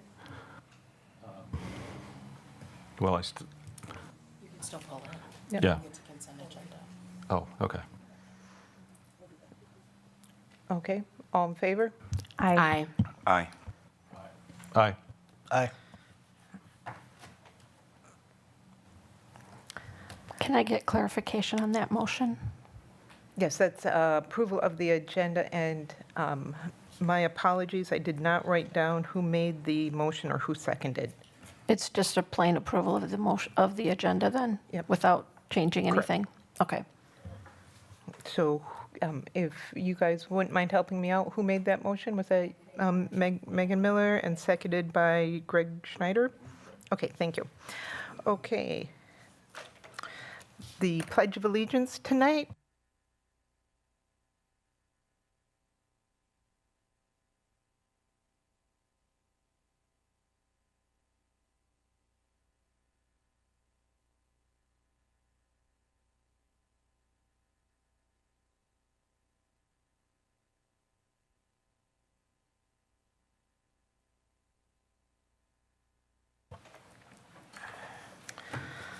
That brings us to recognitions, and tonight we have a recognition for the George Kolak family, and Monica Christopa is taking this. Thank you, Board Member Johnson. Last Friday morning, the Kolak Education Center was filled with celebration and heartfelt remembrance as we took time to pay tribute to George J. Kolak, to whom this building is named in his honor. Joined by George's children, Karen Salinas, Joe Kolak, Julie Swanson, and Chris Kolak, and his beautiful extended family from across the country, along with our Board of Education, district staff, and dear friends, we formally dedicated this building in his name. Words of tribute were shared, highlighting George's profound impact. I will share a few words from Board President Tia Johnson's comments. Throughout his 35 years as a teacher and principal, George devoted himself to educating and inspiring students to achieve their best. He passionately believed in the potential of every student and treated everyone with equal respect. He embraced diversity, fostered self-worth, and instilled pride in all. George's unwavering positivity empowered countless individuals to pursue their dreams and turn them into reality. As a lasting tribute, we presented the family with a plaque that will adorn Kolak's entryway, ensuring his legacy lives on for all to see and reflect upon. Tonight, we are pleased that George's daughter, Julie Swanson, can be here to receive this recognition from our Board of Education in honor of her father. Do you want to say a few words?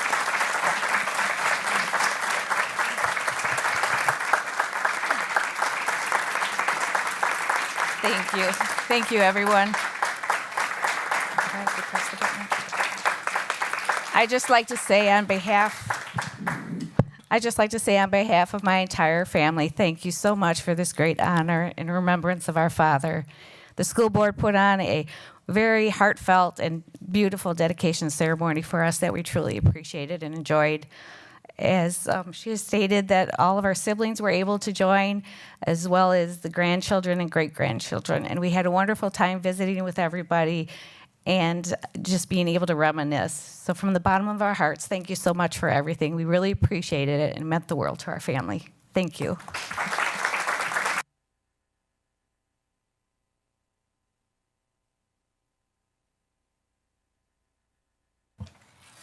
Thank you, Ms. Swanson and Ms. Christopa.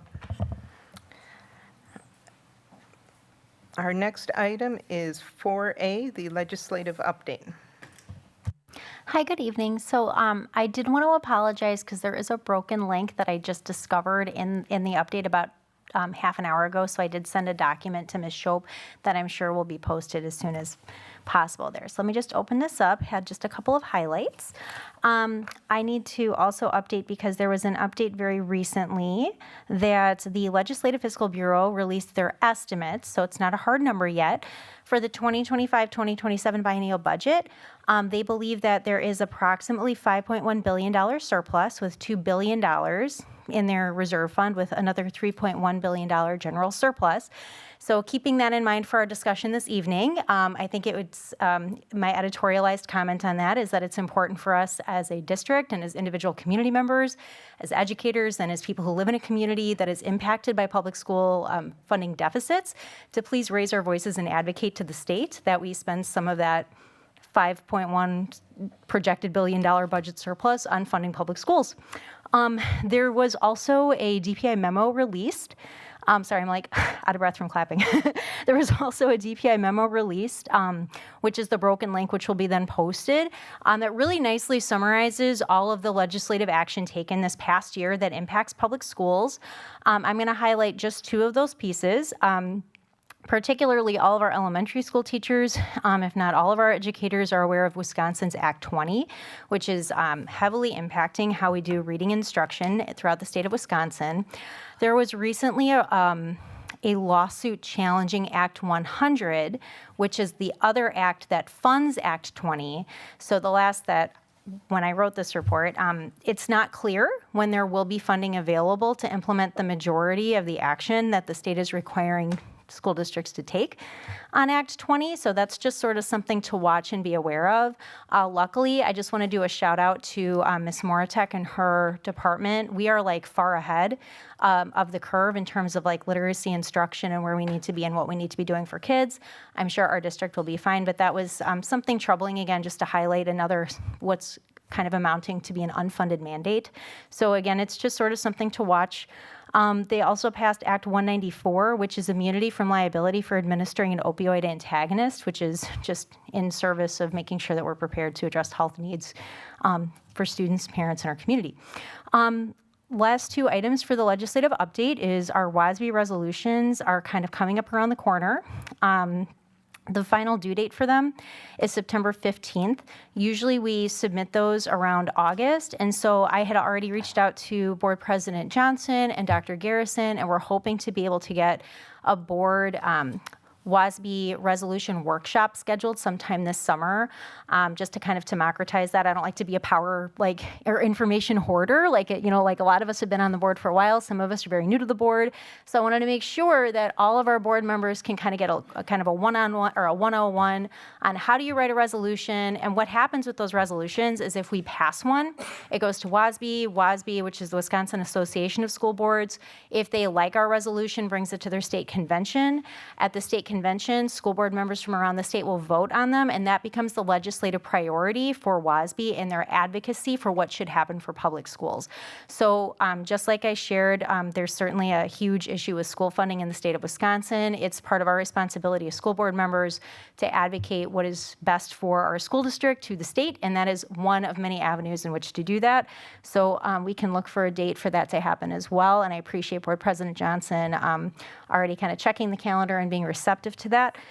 And then lastly, I just wanted to point out, because later on today we're going to be talking about potentially other town hall meetings, Tom McCarthy from DPI has made himself available to school districts around the state to do both district and community budget presentations, just to help educate community members and certainly district folks about like how the state budget works to fund public schools, and of course, what we can do locally to organize around mitigating the damage of underfunded public schools indexed to inflation since the 2008-2009 school year. So I wanted to bring that up to our board for future consideration in case we would like to reach out to Mr. McCarthy from DPI to provide such a service. So does anybody have any questions on the legislative update?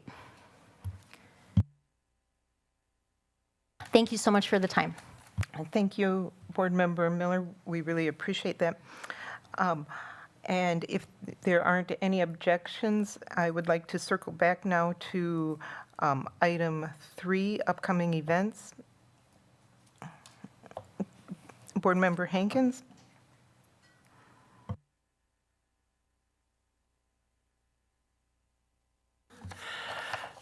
Thank you.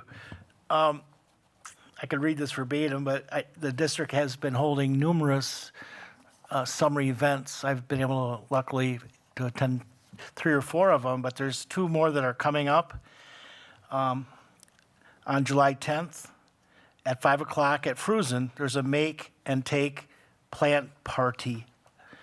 And maybe there's somebody who could, I can read it as it is, but maybe somebody explain. I know what it is, but if somebody has any more clarification. But anyways, it's a good way. I've been able to meet at several of the graded schools. BLA is having a summer splash-tastic on July 12th at noon. More school activities will be coming all summer long. Monday, July 8th is the Quarter Century Committee. We'll be holding a Scoopy Share night. The Quarter Century Club is our district employees with 25 years of service or more. This is a fundraiser to help offset the cost of the very nice banquet held each April to induct the new class of employees with 25 years of service. So come on out to Culver's on Monday for Scoopy Night to show your support. Thank you. And this ends the events and announcements for tonight. Thank you, Board Member Hankins. And that returns us to the reports to the board. Item 4B, academic achievement. And I'll take that conversation. So from the superintendent's space, one of the things that I wanted to do is just remind everybody the main reason naturally that we're here is for student achievement and academic achievement as well. And I would like just to put a huge thanks out to all of those who participated in our summer school enrollment. This was a huge undertaking for us. We, of course, had enrollment scheduled on that date as well. And so while students were coming in to enroll for our district early last month, we also partnered that same conversation with the possibilities of people enrolling for our summer school. By doing so, we have now increased our summer school to a high that I believe is a record for the school district of over 1,037 students. That is a huge accomplishment for the school district because that's continued student achievement that goes beyond the regular school year. Again, when we were going at this thought, we were thinking that we would possibly come in around probably like 700 or 800 students because we always want to grow the summer school opportunities here in our school district. But to get over 1,000 plus students, again, over 1,037 students to participate in our summer school opportunity is a huge undertaking. I would also like to thank the enrollment office, Pupil Services for the work that they did there. I would like to thank Teaching and Learning for the work that transpired in helping us mold our curriculum. I'd like to thank the Human Resource Department for helping us get all the teachers hired for the space, as well as the Business Services Office, and making sure that we have transportation scheduled for our students accordingly. This is a full-fledged opportunity that we have really centralized here in Beloit. True enough, we do take students from around the community, but that's where our doors are open, again, for all of our families.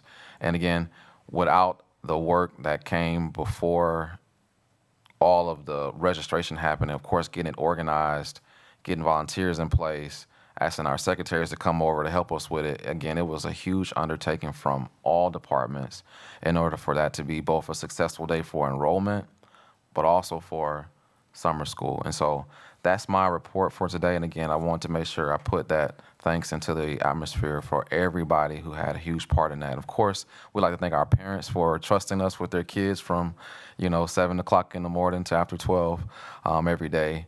Naturally, we want to thank the students for continuing with us throughout the summer. And so just a real quick word to all of the parents out there, please keep sending your kids to summer school. Naturally, it's a great opportunity for us to, work with the students throughout the year, as well as, of course, our hopes that the learning will continue beyond the summer. So thank you. Thank you, Dr. Garrison, and to everyone who contributes to those efforts. I'm sorry. Also to the communications department as well, in case I missed them. They, of course, helped us communicate all of this information out. Naturally, they also help with translation. And my team knows that, of course, I appreciate everybody who helped in that space. So again, thank you to the communications department as well. Any questions for Dr. Garrison? Okay, that brings us to item 4C. And tonight, I do have a brief statement. Beloit friends and board members, the School District of Beloit is currently working to achieve a zero deficit budget. Finding ways to cut about $11 million is daunting, challenging, and heartbreaking. Disappointment, distress, and sadness do not even come close to describing the pain we are feeling at this moment. By keeping our focus on the needs of the students and their success continues to give us hope and guidance. When making such reductions, we need to consider every possibility and weigh all outcomes. Feedback from the community, teachers, and employees helps us get to where we need to be. None of us have all the answers or all the solutions. Through thoughtful communication, we may learn new ideas and approaches to creative cost-cutting and possibly developing other fundraising opportunities. The members of the Board of Education have agreed to work towards our collective efforts. I have asked the board members to consider donating back to the School District of Beloit 10% of their monthly stipend. If board members wish to donate back more, they are free to do so. However, I understand and appreciate there are costs associated even with our positions as board members. While to some this may seem a nominal gesture, it is the unified effort that I hope will resonate. I have faith that our current situation is temporary. I am asking each of you to bring your imaginations, your ideas, and goodwill to work through this collective time and keeping our students in our hearts. Thank you. That brings us to item 5, public comment. Michelle, do we have public comment? Yes, I have public comment from about 4 people in the room, and then I have about 7 or 8 to read. Okay. Speakers will be announced and invited to the podium by the board secretary. Each person will be allowed up to 3 minutes to speak. Should the individual require translation assistance, a translator may be of the individual's choosing or one provided by the district. Public comments requiring translation will be given 6 minutes. An individual's 3 minutes may be yielded to another individual. However, each person must complete a public comment card, indicate if speaking or yielding time, give the public comment card to the board secretary, and approach the microphone to state first name and that the 3 minutes are being yielded to another individual. An individual may speak on behalf of a group. However, no more than 2 people may yield his, her, or their time to any one speaker. Individuals wishing to comment are expected to comply with the following norms in order to maintain a respectful and orderly meeting and to prevent discussion of confidential matters in public forum. Comments should be directed to the members of the Board of Education and not district employees, students, or other members of the public in attendance at the meeting. Signage, banners, or other materials which impedes any person's view of the proceedings shall be relocated. Speech that is belligerent, disorderly, disruptive, repetitive, or which exceeds the allowable time permitted for each speaker is prohibited. Concerns or questions that entail the disclosure of identifying information regarding specific students are prohibited. Response from the board, if any, will be limited to clarifying inaccurate information, seeking additional information from the speaker, or acknowledging that the speaker has been understood.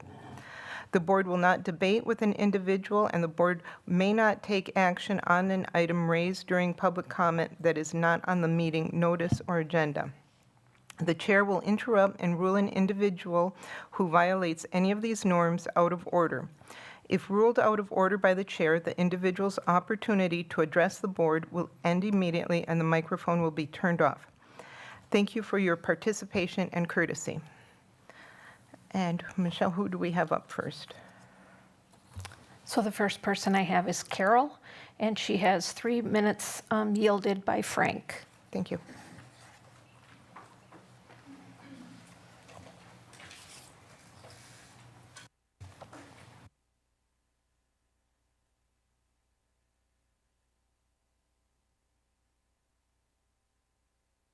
Thank you. I'm here to express my concerns over the budget cutting process that has been occurring. I understand the needs and the issues in cutting a district budget. I was involved in 2 different school district budget advisory committees that were established with community members involved to review data and programming and make recommendations to the board about potential cuts. It's disappointing that nothing like this occurred this time. While it might be late in the game for that process to occur for this fall, I believe that it is the board's responsibility to look deeply into the issues and the problems that have been caused and will be caused by the decisions to close schools and cut staff and services. You are currently looking at cutting mostly by attrition based on the documents I reviewed, and maybe it would have been better if the comments would have been later, but exactly how is this going to affect the programming is my question. What are the plans for delivering the services that these staff have provided when they're not going to be replaced? How has all of this affected the integrity of programs like 4K, dual language, gifted and talented, the arts, sports, all of your programs? The impact of your decisions on current programming and services needs a deep dive and should be shared with the community. Let's take a look at the dual language immersion program, for example. I'm not saying that it's not a good program or that the services are not needed. However, the cuts and changes over the past few years have affected the integrity of the program design, and that needs to be evaluated. The program may need to be revised or restructured. I know, for example, that when the buildings were reconfigured last year, some of the DLI classrooms were made into split grade level classrooms. How can you successfully teach 2 grade levels in 2 languages? I was a teacher and an administrator, and I cannot even picture how that would educate students effectively. Also, if you look at the forward achievement data from 22 to 23, and I have a little sheet for you that Michelle will give to you later, you'll find that the English language learners population is performing worse than any other group assessed, and that the math scores were actually worse than the English language scores. Theoretically, the math scores should be less dependent on language. All of that before you even started splitting classrooms. So I would say things need to be looked at. I recommend that you quickly establish an advisory committee whose membership contains community members and representatives from the district of various buildings, grade levels, and programs to study all of the data and to do that deep dive and make recommendations for streamlining and improving the way services are being provided to our students and families. While this work will need to be done next year, I believe that it is a necessary and crucial step if you hope to pass a referendum anytime in the future. The community needs to know that you are willing to work to provide the best services possible with the resources at hand, and that you are willing to involve them in searching for the answers to these problems. Thank you. Thank you.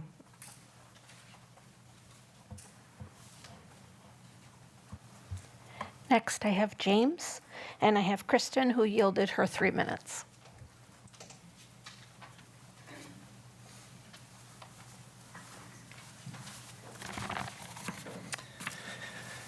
Hello, my name is James Hoy. I teach at Beloit Memorial, and I am a resident of Beloit. I am also one of the co-presidents of the BEA.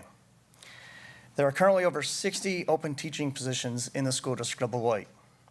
Beloit faces a teacher shortage. Wisconsin does. The nation does. We have to do whatever we can to recruit new teachers to Beloit, and better yet, retain the teachers that we have. We're struggling to do that. The BEA understands that the district is in a tough financial position. However, the district continues to want to solve those financial problems by balancing the budget on the backs of teachers. I've had numerous board members and administrators tell me that's not happening. Let's recap the past few months. The school board imposed a 4% cost of living increase for this past school year, which was less than half of the actual cost of living of 8%.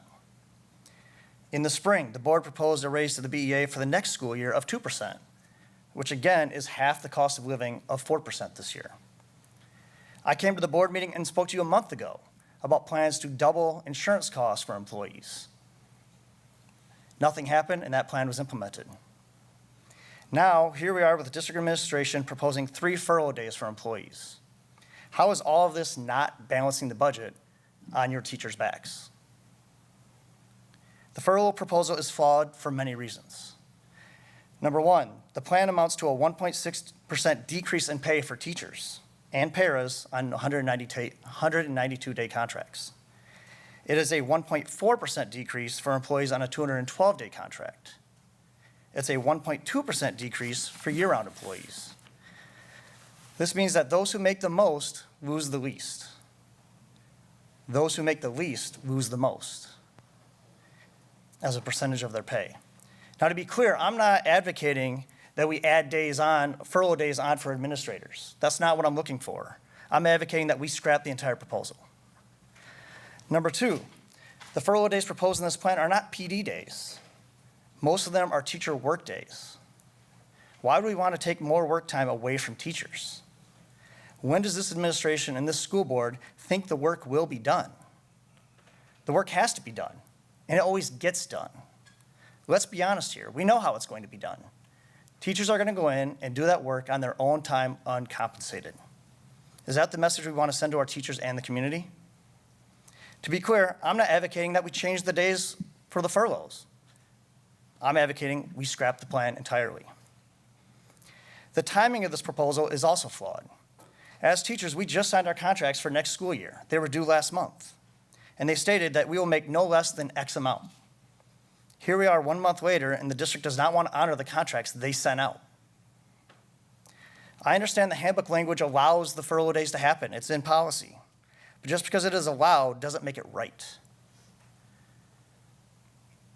On top of that, if a teacher wants to leave, let's say I want to leave now because I don't like this plan.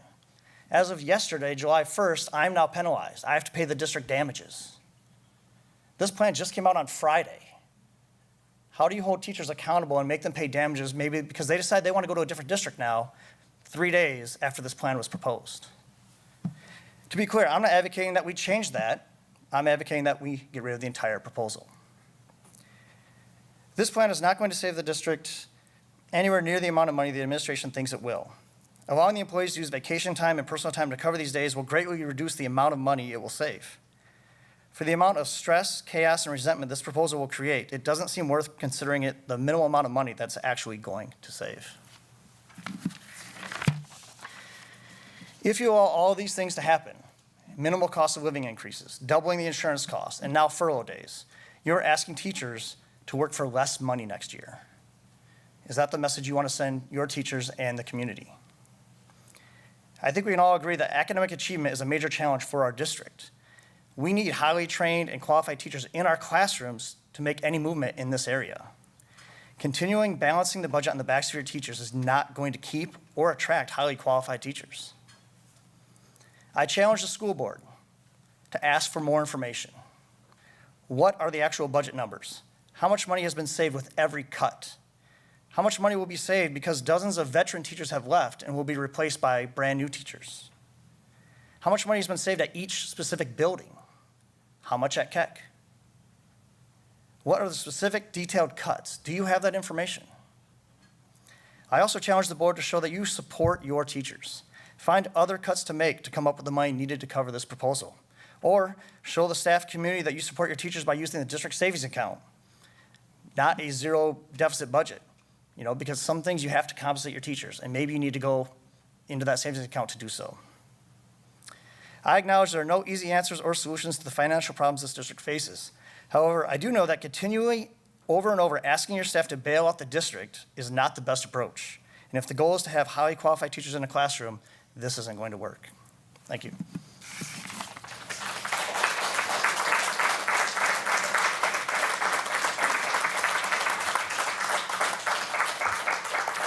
Next, we have Oh, Stephanie. I'm so sorry. Board President Johnson, may I ask a clarifying question of Mr. Hoey?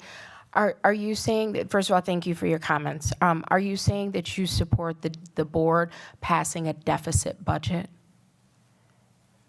Please.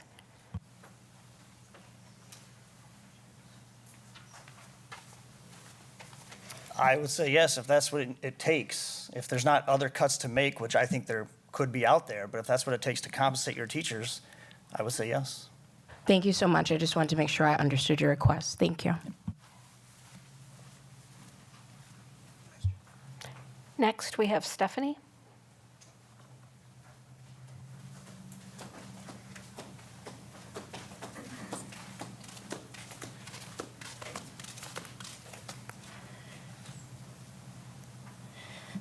I was just here 2 weeks ago speaking about the Grow Your Own scholarship. My name's Stephanie. I'm a resident of Beloit, Beloit native, proud product of the Beloit school system.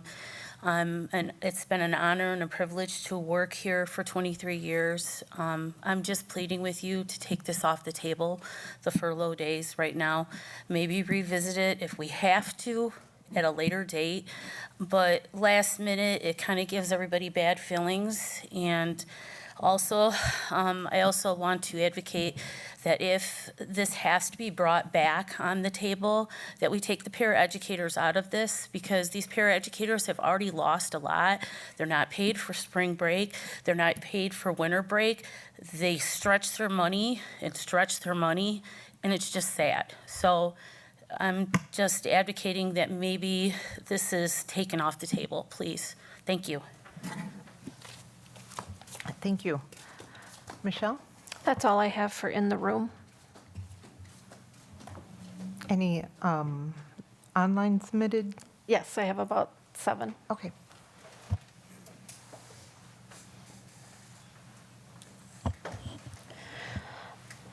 The first one I have is from Terry. I'm writing to express my concern about the potential reassignment of Mr. Saeed from Robinson Elementary. Mr. Saeed is Robinson Elementary. He takes great pride in his school and always greets everyone he sees as they arrive. Mr. Saeed always lends a helping hand to staff on top completing his required duties with attention to detail. There's never been any concern about his work performance, and has always picked up the slack from evening custodians. Mr. Saeed always encourages the students to do their best and be proud of being a Cougar. He celebrates students and all their accomplishments, just as he takes pride in his whole building. He serves the whole child by supporting their emotional and social learning. He doesn't ignore the students. He interacts with them and sees them for themselves. He not only builds relationships with the students, he is there for the staff as well. Mr. Saeed has taken time to get to know me and asks about my daughters and how they are doing. Mr. Saeed always lends a helping hand when I need it. There's no reason for this change. He cares deeply for Robinson students, staff, and the building. He wants the best for everyone and has always done his job. He's the only African-American male in our building, and he makes connections with our students because they know he cares. Mr. Saeed doesn't want to leave Robinson and wishes to retire from this building.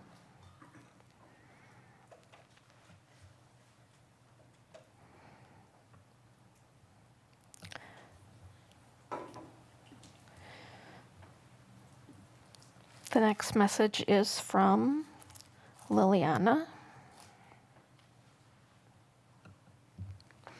I am writing this letter not only to support Mr. Saeed Amin and his work at Robinson Elementary School. I'm a parent and employee at Robinson School. I have seen Mr. Saeed's positive impact to the students and building firsthand, and I cannot imagine Robinson not having the firm foundation of Mr. Saeed there next year.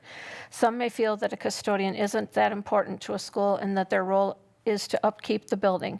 Mr. Saeed does that, but he also does so much more. He teaches the students respect. He talks to students about their actions and why some things are not acceptable. Teachers can utilize the "let's not make a mess for Mr. Saeed," to which students respond by cleaning up after themselves. When there's a problem like an accidental spill or vomit, he responds fast, but always in in a caring way to clean up the area and make sure the student is truly okay. He's also a large part of the Robinson family. By saying this, I don't mean the teachers and staff. I mean the whole Robinson family. He attends all after-school concerts and events held at the school to support the children and the teachers. He has built connections with parents and students alike. He is an amazing role model for Robinson students, especially when sometimes it's hard to find those amazing role models from your neighborhood. Mr. Saeed has been a part of my life, my children's lives, my students' lives. I know Mr. Saeed for the past 16 years since my son attended Robinson, then my daughter, and worked with him for the past 4 years. Saeed always has a smile and willing to do anything to help. He's an outstanding employee who is celebrated for his hard work and dedication each and every day to our building. He takes the time to talk to the kids, have that relationship with them. Students admire him, and he's such a positive role model. He cares about student academics and more, has a relationship with students and families. He doesn't want to leave Robinson and wants to retire from Robinson. He also has more seniority. Our building will not be the same without him. He's always picking up the slack from second shift. It is not fair that he is such a nice guy. Please help to reconsider this unspeakable decision that will undoubtedly affect every life he has touched over the many years. As a school district employee, his Robinson family stands with him. Students love him, and it will not be the same without him. If you have heard many platitudes and how amazing Mr. Saeed is, I want you to remind you that he won the School District of Beloit All-Star Spotlight in June 2023 for his work at Robinson. I also want to remind you that he came in second place in a National Janitor of the Year contest in 2016 due to his amazing work and connections with the staff, students, and families at Robinson. If you are not familiar with this, here's the link to one of the many articles about it. In my opinion, I understand that budgets can be tough to balance and changes must happen, but I do not think Mr. Saeed leaving would be a positive change for Robinson. Truthfully, I can only see this as a devastating failure to Robinson Elementary, to the students, staff, and most importantly, to the families at Robinson. Thank you.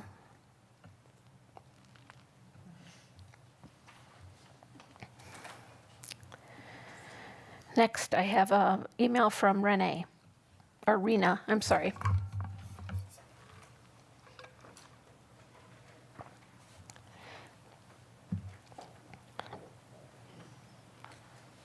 I just want to take a minute to talk about Mr. Saeed. I cannot believe that Hess is trying to remove him from Robinson School. There is no reason for it. He is a fantastic worker, and he always puts others before himself. He's the only African-American male in our school. He is a role model for many.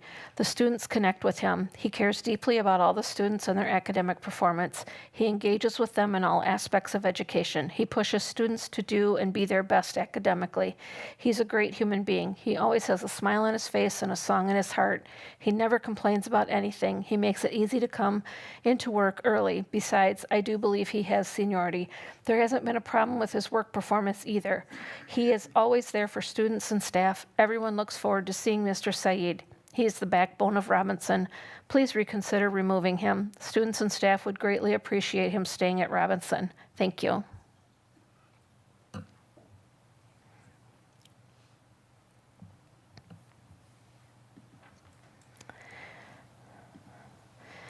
The next one is from Anna.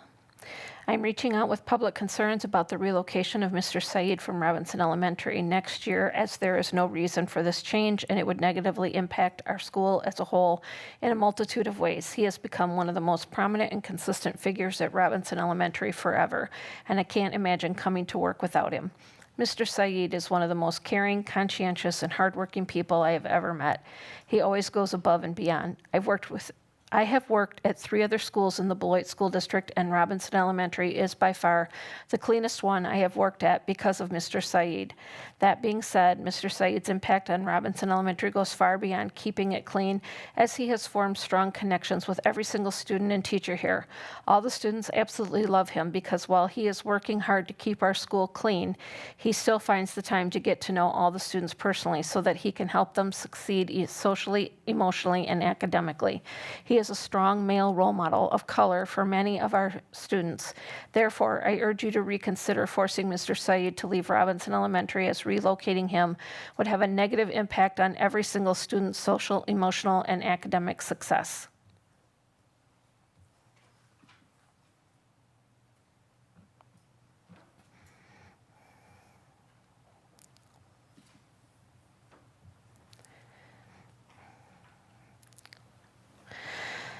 This next one is from Gina. She wrote this letter to Hess before about an employee issue, and she's hoping, and am hoping you can listen and help in this matter.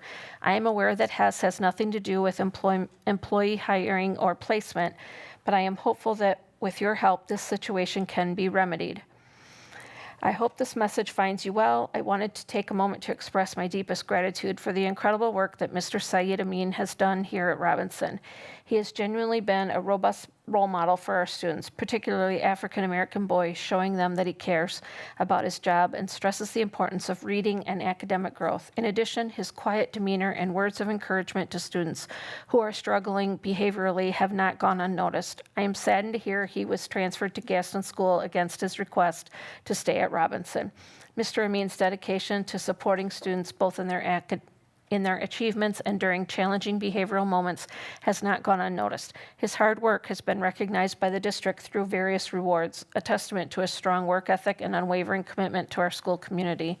Mr. Amin's presence will be sorely missed in our building, especially during these times of transition, when several staff members, including administration, pupil services staff, and many staff members are leaving. His early arrival to ensure a clean building and his encouragement for others to take pride in their work have made a lasting impact on all of us. His departure will undoubtedly be felt by students, families, and colleagues alike. When staff, students, and families are asked why they think what they think about Mr. Saeed, you will hear the words caring and supportive, and that he is the heart of Robinson. He takes pride in his work, and his connections with students and the Robinson community will be intensely missed. In my 25-plus years of working in this district, having individuals who have worked in the district for 10-plus years and who are committed to helping the district be the best that it can be is something that should be celebrated rather than moving an individual who has never been written up to another placement. This move had nothing to do with his job performance or the cleanliness of Robinson. I would appreciate it if you would reconsider your decision. Thank you for your attention to this matter.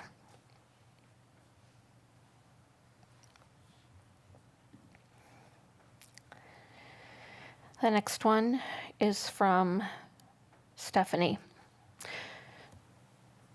Good evening, board members. As an educator in the school district of Beloit, I do not support the proposed 3 days of furlough as a solution to balancing the budget.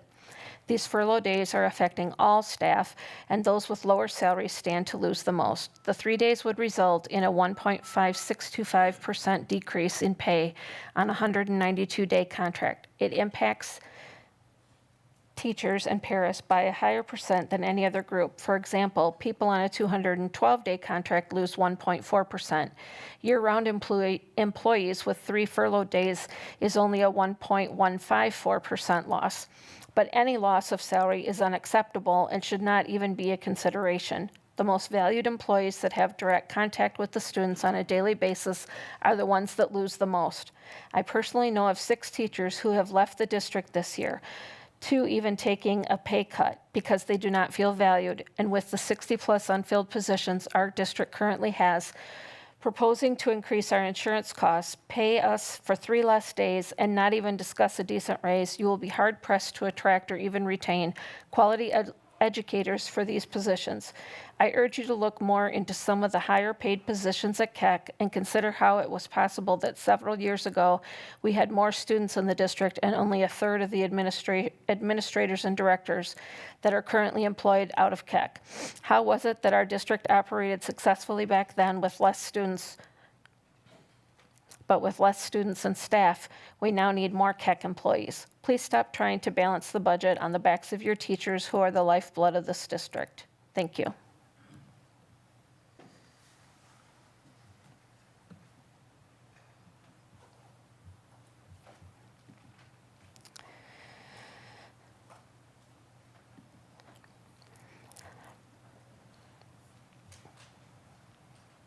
The next one is from Tim.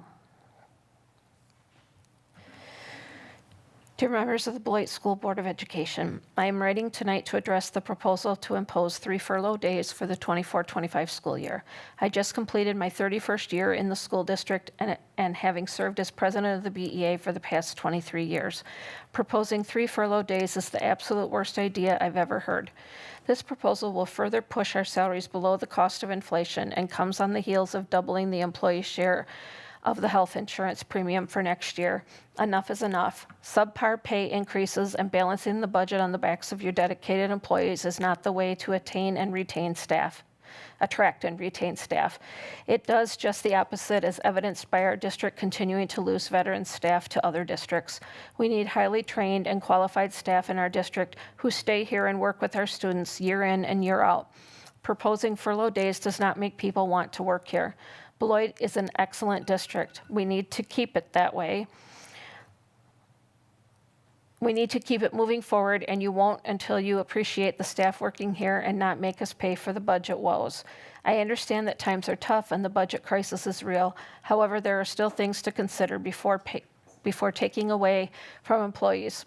One suggestion, look carefully at those positions needed to be filled. You surely will not hire in new people at the same cost as those who previously held those positions. This will generate savings that can be used instead of furloughing employees. I hope that a very careful examination of those unfilled positions may be completed and any position that we can possibly do without has been frozen or eliminated. My next suggestion requires some history to provide background. When I started teaching 31 years ago, Beloit had about 3,000 more students than we currently have. We also functioned with a superintendent, assistant superintendent/business manager, personnel director, curriculum director, and assistant curriculum director. Today, we have ballooned the staff in this building while not keeping it proportional to the decline in student enrollment over time. Please look carefully at every position that does not directly interact with students. We need to be as streamlined as possible to make it through this crisis while maintaining the high standards that our students and families deserve. Another suggestion is to stand up for the employees of the district and take the $800,000 from the district savings account to cover this cost. This would send a positive message to all employees that we are valued and buy some much needed good with all of us. Everyone in this room understands that we are in dire financial circumstances, but asking your staff to give up 3 days' pay by taking away valuable classroom work and planning time will not be received well by the staff and is truly a slap in the face of your dedicated employees. This prep and planning time will still have to occur, and it will fall on all of us to do it without the compensation we deserve. We are all dedicated professionals. Please treat us that way.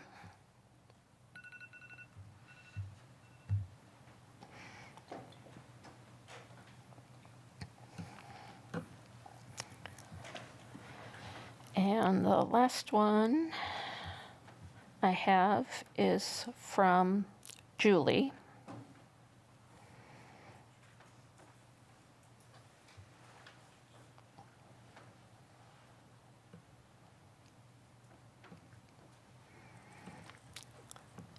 Dear School District Board members, when teachers asked for a fair 8% wage and you imposed 4%, we trusted you to keep your word and work to balance budget and funding without making teachers suffer even more. If you furlough 3 days' salary in the coming year, you are demoting us and not adhering to the salary ladder in the agreement with the BEA. A furlough for paras and teachers will hurt morale in our district, which already suffers, which is obvious in our very high teacher and para turnover. Implementing a furlough will decrease morale even more, and it decreases trust that we had in you to make decisions regarding district funding and our students' education. How are we supposed to trust you moving forward? How are you going to attract and maintain a staff of qualified teachers by treating us this way? Some of my colleagues have been approached by other districts who are pouncing on this opportunity to poach great teachers with promises of signing bonuses and higher salaries. Some of my colleagues in their first few years as teachers have to work more than one job to pay their rent on a one-bedroom apartment. Furloughing 3 days is a big deal. My colleagues like working with our students and our colleagues. They do not want to leave, but it is the decisions the board makes that affect teachers and results in us taking jobs elsewhere. What happens to our students when there are not enough teachers in Beloit to run a district? I implore you to find other creative ways to save money and to not furlough teachers and paras. Imposing furlough days on teachers and paras is inequitable.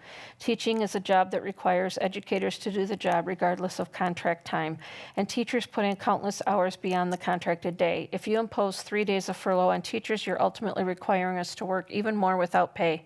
We still have to plan, grade, adhere to special students' plans, and communicate with families whether it is a paid day or not. Many teachers and many paras live paycheck to paycheck and depend on full wages and even second jobs to pay our bills. In reality, a furlough is not good for any staff. Instead, you've considered other ways to cut costs. Have you considered other ways to cut costs and save money? Has our district considered terminating contracts with high-cost programs like 7 Mindsets, Ford NGL, and so many more? Maybe our district should freeze the hiring of paid presenters from outside of the district. If we don't have money, maybe we shouldn't put up visiting presenters in hotels, pay for flights, car rentals, etc. We have very qualified staff who have been trained and could work in teams to incorporate SEL in content areas across grade levels. And our high school staff works as a cohesive team with our academy coach and could strategically move forward with what academies strive to be for our unique Beloit community with our own leaders. Please consider creating a team that includes more teachers to brainstorm effective ways to move our district forward so our students get the best possible education while still balancing budgets. Please do not implement a furlough for teachers and paras. Please find other creative ways to save money that do not encourage teachers to leave our district. Thank you for your time, Julie. And that was the last one. Thank you, Michelle.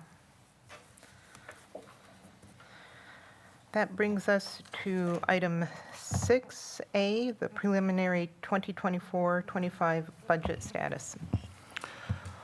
Thank you, Board President Johnson. So tonight we will have a presentation as it pertains to our preliminary 2024-25 budget status. As many of you in the room are keenly aware that the School District of Beloit is in a funding conversation. At the state level, we are definitely in a funding crisis. Here in the school district, there has been many conversations since this administration has arrived as it pertains to what else could we do to continue to balance our budgets. The reality is there's only a few ways that we can actually get money in the school district. One, through a referendum, and then two, some other forms of state support and increasing per pupil expenditures. Those two ways are the primary ways in which a school district can get funds. Minus those two ways, it becomes more extremely hard to make a balanced budget happen, especially when we have year-over-year cost, including with the cost of inflation, CPI included. One of the things that I want to let everyone in this room know is, like I stated before, my goal is to, of course, try to bring a balanced budget to the conversation. And I understand the hardships that comes with that conversation, because since I've arrived in this conversation, this is what we've been. We've been in this conversation. And so my goal is to, again, get us to a balanced budget. And if we get to a balanced budget, a lot of these things, even the furlough conversation, could absolutely go away. My hopes is that as we work together, this is a partnership, not only between the school district and the administration and the teachers, but it's also a partnership with our community. Our community has to be a partner in this conversation. The adversaries that one may argue that we may have here in the school district of Beloit, we have to figure out better ways to meet in the middle so that we can come together to figure out what is it that we can do better to be better community partners as well as partners with our community. And so that's something that we will continue to have to strive towards in this conversation. There is no way that one person will have all the knowledge of what should happen. So this takes a complete team to bring any possibilities of change to fruition. So the more we come together, the more we figure out together, the more I believe it makes it a little bit easier for all of us to have these conversations. As a district administrator, I can tell you that it is my goal to continue to work with all parties in this conversation, and that definitely does not exclude the teachers. As many of you are aware, I have, of course, met with the powers that be in the teachers union, and I will continue to do so to figure out possible ways to stay abreast in this conversation. My hopes is, again, is that we can continue to work together in this space. But I do understand the hardships that we're up under and that we also are placing in the conversation with our staff. With that being stated, our preliminary budget will go through a lot of different assumptions. And so one of the things that I mentioned in the previous conversation is that this is like a pendulum at times. Wish we can say this is what the budget is going to be, and then it kind of just stops. But unfortunately, things are continuously moving, and with a budget is never like, static, where it's just what it's going to be. We would hope that over time, we will get to a better understanding around how the budget helps us move things forward, and this is what this budget will present. Again, the board does not have to make any decisions on the preliminary budget tonight, but I did want to make sure we had the conversation as it stands as a district. Mr. Chady and I, and of course team, Mrs. Elwood as well, have been working towards this work for quite some time now. Again, Mr. Chady will go over a lot of the information in the presentations, and throughout the presentations, if there's a space where the board would like us to kind of stop and ask questions, I'm going to go ahead and put that on the table now so we won't have to kind of run through everything and then try to ask the questions at the very end. So if there's a slide or two that you want more clarity around, please feel free to, of course, get direction from the board president, and we can ask that question and keep the knowledge kind of moving through the program, through the presentation versus trying to capture it all at the end. And so with that being stated, I'll turn it over to Mr. Chady to take us through the preliminary budget conversation. Thank you, Dr. Garrison. Before I begin, I'll give attributes to Stephanie Elwood, our Director of Finance. Stephanie's been doing a lot of the work behind the scenes, trying to put the pieces of the budget together to help establish this foundation and the presentation tonight. So my appreciation to Stephanie for her work there. Second, just a reminder that the preliminary budget's before the board this evening more as an informational purpose, perhaps some discussion purposes, seeking no approval on the budget tonight, because there is still work to be done, and we'll see that as we go through. Our intention is to bring a revision of the preliminary budget back to the committee and the board on August 6th, I believe, is the next, the first meeting in August for, again, review and adoption at that point in time. So some key budgetary factors that we'll speak about that play a role in the financial numbers that we'll see. First and foremost, we'll start with declining membership. Our 3-year average that we estimate to be 6,247. Last year it was 6,333. Just a reminder that membership is resident students within the school district of Beloit, attending Beloit School District, any other school district via open enrollment, or an independent public charter school, i.e. the Lincoln Academy. So you'll see the membership numbers declining through the years, 6,288 a couple of years back in the 22-23 school year, and then estimated to be at 6,192 here for the 24-25 school year. In all honesty, personally, I think that estimate may be a little bit on the low side, and the reality might come in a bit higher. But I'd prefer to estimate on revenues on the low end and then have additional revenues come in October, then estimate high and have fewer revenues to complicate our matters. We do utilize the maximum revenue limit per member within the revenue limit at $11,325.36.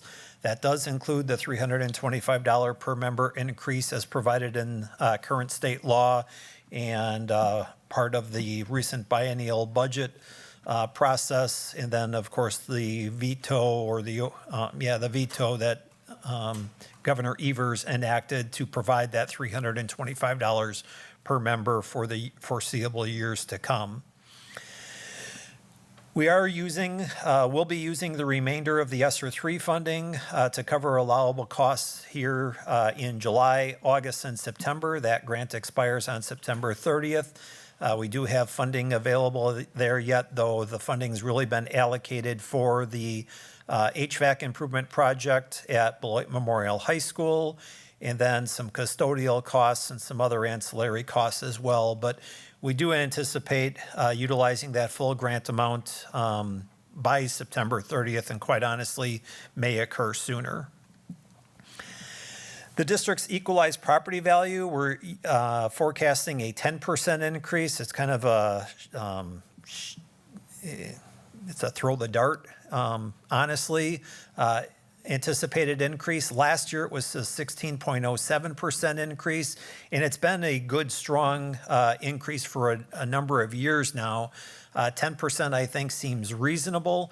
Just to put this, just kind of connect the dots on this increase in the equalized property value is from the Department of Revenue. It's the equalized property value of the entire school district of Beloit. Has no bearing on the property reassessment process currently underway with the city of Beloit. Two separate, completely different things. So just to kind of point that out. This middle bullet point talks about our general state aid. When we were building the budget, we knew that the Department of Public Instruction would be releasing their state aid estimate yesterday on July 1st. As such, and just given the timing, we left the state aid amount at the same value it was in the 23-24 school year, $61,031,000 and change. The DPI estimate that we received yesterday is a decrease in state aid of about $540,000. So we'll need to adjust our revenues accordingly for that. And that will essentially shift the burden a bit from the state and more to the local property taxpayer, unfortunately. The state aid estimate will change between now and October 15th. The question is always, does it go up or down and by how much? But with all certainty, the amount, the amount of the aid estimate will change. Salary adjustments are built into the budget as present. We're in the midst of negotiations with the BEA. For the BEA leadership's perspective, the amount of the adjustments that are currently built into the budget are those of the board's last proposal to the BEA. And we'll leave it at that between the parties, given the ongoing negotiations there. The budget does include the monthly health insurance contribution increasing from 2% to 4% for all employees that participate in the health insurance proposals. And then additionally, there are changes to the HSA remittance schedule as well. Certainly not as desire on the part with regards to the HSA remittance schedule, but in the past, the district would contribute the full value of the HSA upfront in the first month of employment, and now we're going to distribute that on a per pay period basis. A couple of helps to the district there. One, from a cash flow perspective, and then two, for those employees that are hired, perhaps their tenure with the school district of Beloit is rather short-term, 3, 4, 5, 6 months, whatever. They would only get that portion of the HSA contribution instead of having the full value up front, and then those dollars departing the district with the employees. So it does provide some modest savings. Mr. Chady? Yes. Oh, I have a question on that one. Sure. Now, earlier tonight, I heard that this has been implemented already. Has this already been implemented? And if not, when do you need a board vote on this? By what date do you need to know how the board feels on this?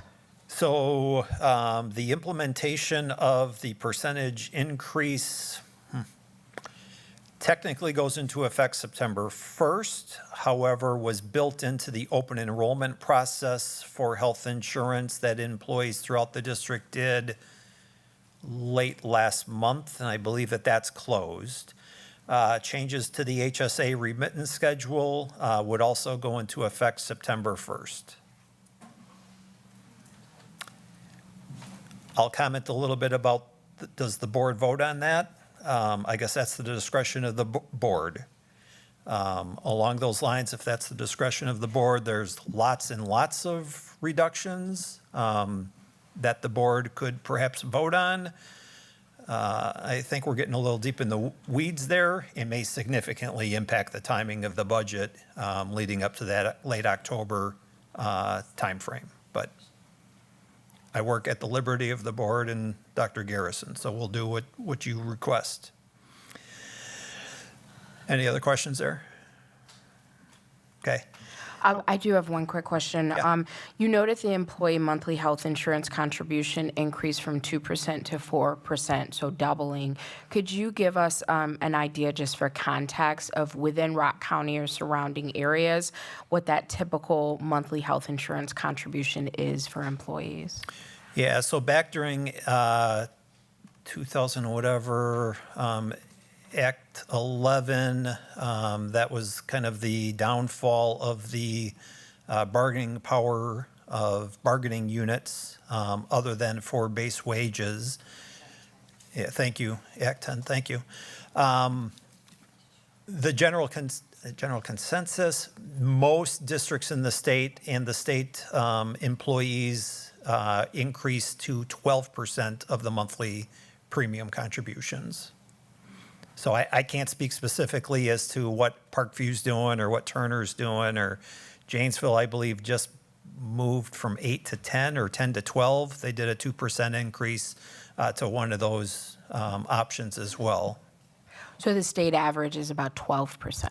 I would say probably 85+% of the districts in the state are at the 12% mark, yes. Thank you. You're welcome. Continuing on, the last couple of bullets here, we have built into the budgetary estimates, we know that there will be expenses to support School District of Beloit residents that are attending the expanded independent charter school, i.e. the Lincoln Academy. My understanding is that the last two remaining grade levels in their 4K through 12 programming will come online in the 24-25 school year. Likely will capture some School District of Beloit residents and increased expenses as a result of that. And then there is a new local private school voucher option that also comes online in the 24-25 school year. OLA, Our Lady of Assumption Catholic School, becomes a private school voucher as well. So we've done our best to try to estimate the number of School District of Beloit students that will be participating in those programs, and then the dollar costs attributed to those as well.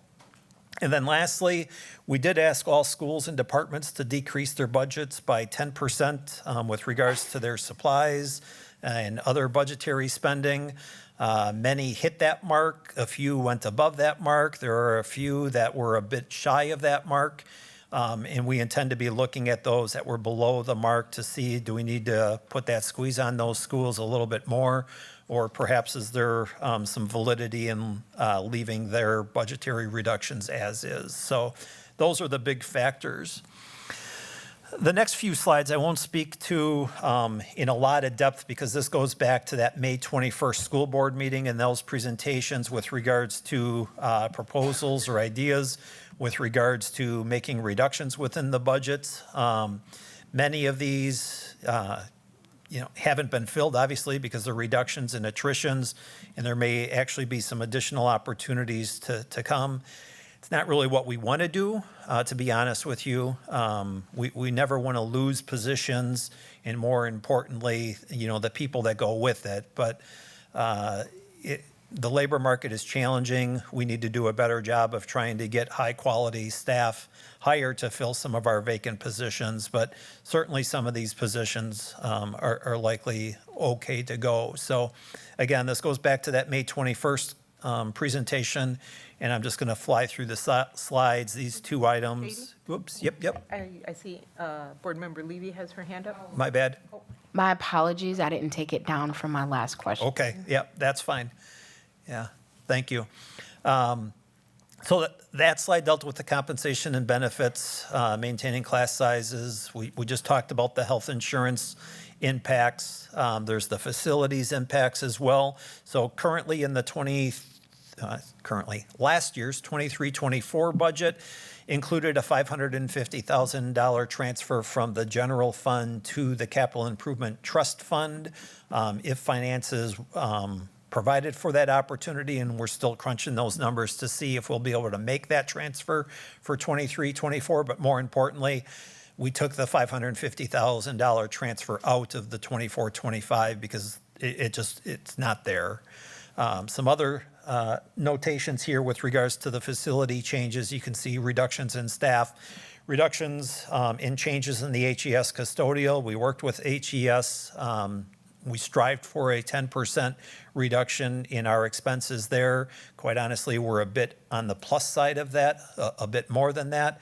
That did require a lot of changes in custodial staffing throughout the district, both with a reduction of staffing at some of the schools, complete reduction of staffing at some buildings, and significant reduction of HES custodial staffing here at Colac as well.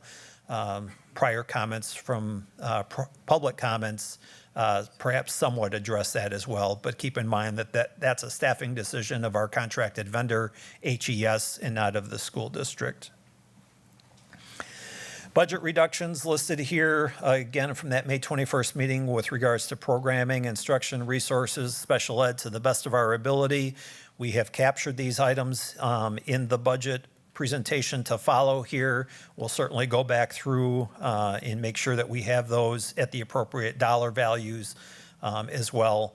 Maintaining current course offerings from back in that May 21st, and then other reductions as well as listed. So some of the big picture budget strategies, expenses, we've reduced staff positions with a focus to look on vacant positions. Not to say that every vacancy was eliminated, because we certainly know that we can't do that. But we attempted to look at this from the standpoint of how can we reduce our staffing positions to better align with our reductions in enrollment. But more importantly, to actually make those changes with marginal reductions to actually cutting staff.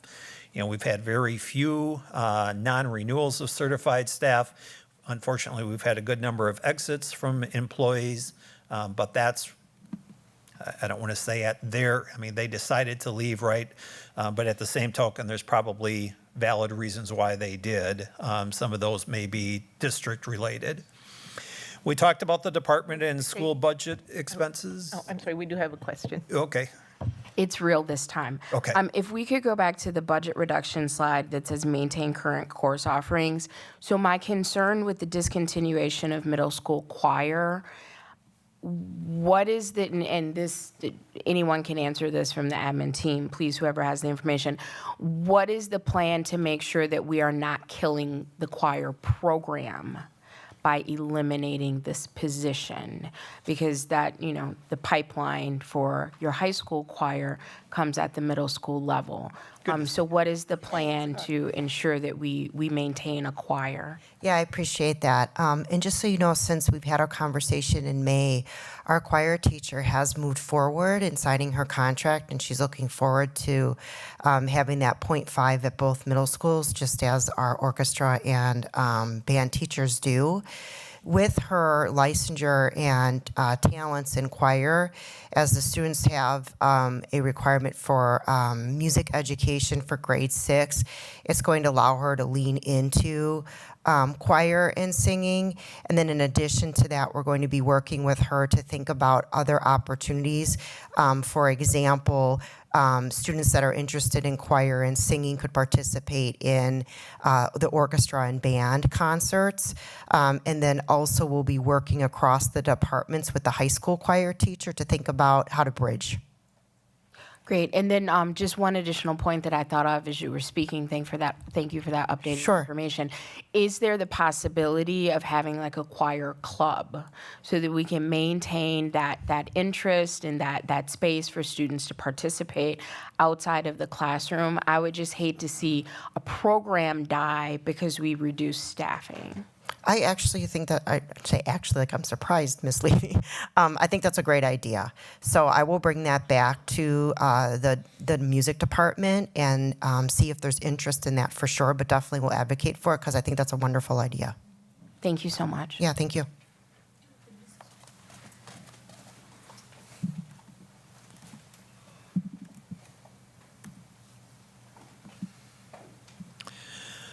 Continuing on, let's see, department and school budget expense reductions, we talked about that 10% expectation from them. And then the possibility of furloughing up to 3 days to reduce personnel costs. At the same token, retaining positions. So revenues, we talked about that earlier as well, that the plan is, of course, to utilize the full revenue limit per member of that $11,325 and not forget about the 36 cents as well. The district has utilized this slide in prior years, and I think it's a great pictorial of how the revenue limit authority is calculated. The revenue limit worksheet's rather large and complex, and this does a really good job of summarizing that, so we'll just kind of walk through it real quick. The resident membership utilizes a 3-year average, so the 6,247 members there, we multiply that by the per pupil amount of $11,325.36, and that generates $70,749,524 available within the revenue limit authority. Currently, there is no declining enrollment hold harmless exemption in the revenue limit authority. There's the possibility of that changing between now and October, though I think that may be on the low end. We do have one-time non-recurring exemptions of just over 3.5, and they're listed at the bottom of the page there. We do receive a $974,000 just under that declining enrollment exemption. We're estimating an $80,000 exemption with regards to prior year open enrollment students that were not counted in the pupil count report.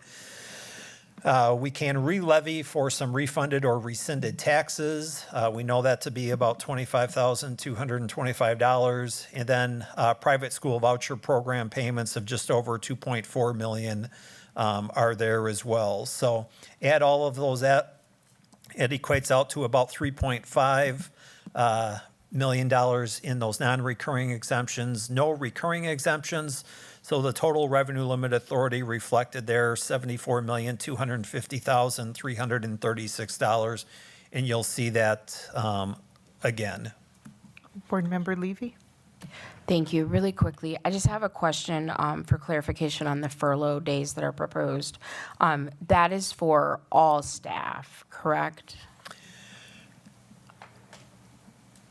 It is drafted as an all staff, but I don't recall, and I got to look correct. So it does not impact our hourly paras, security officers. Thank you.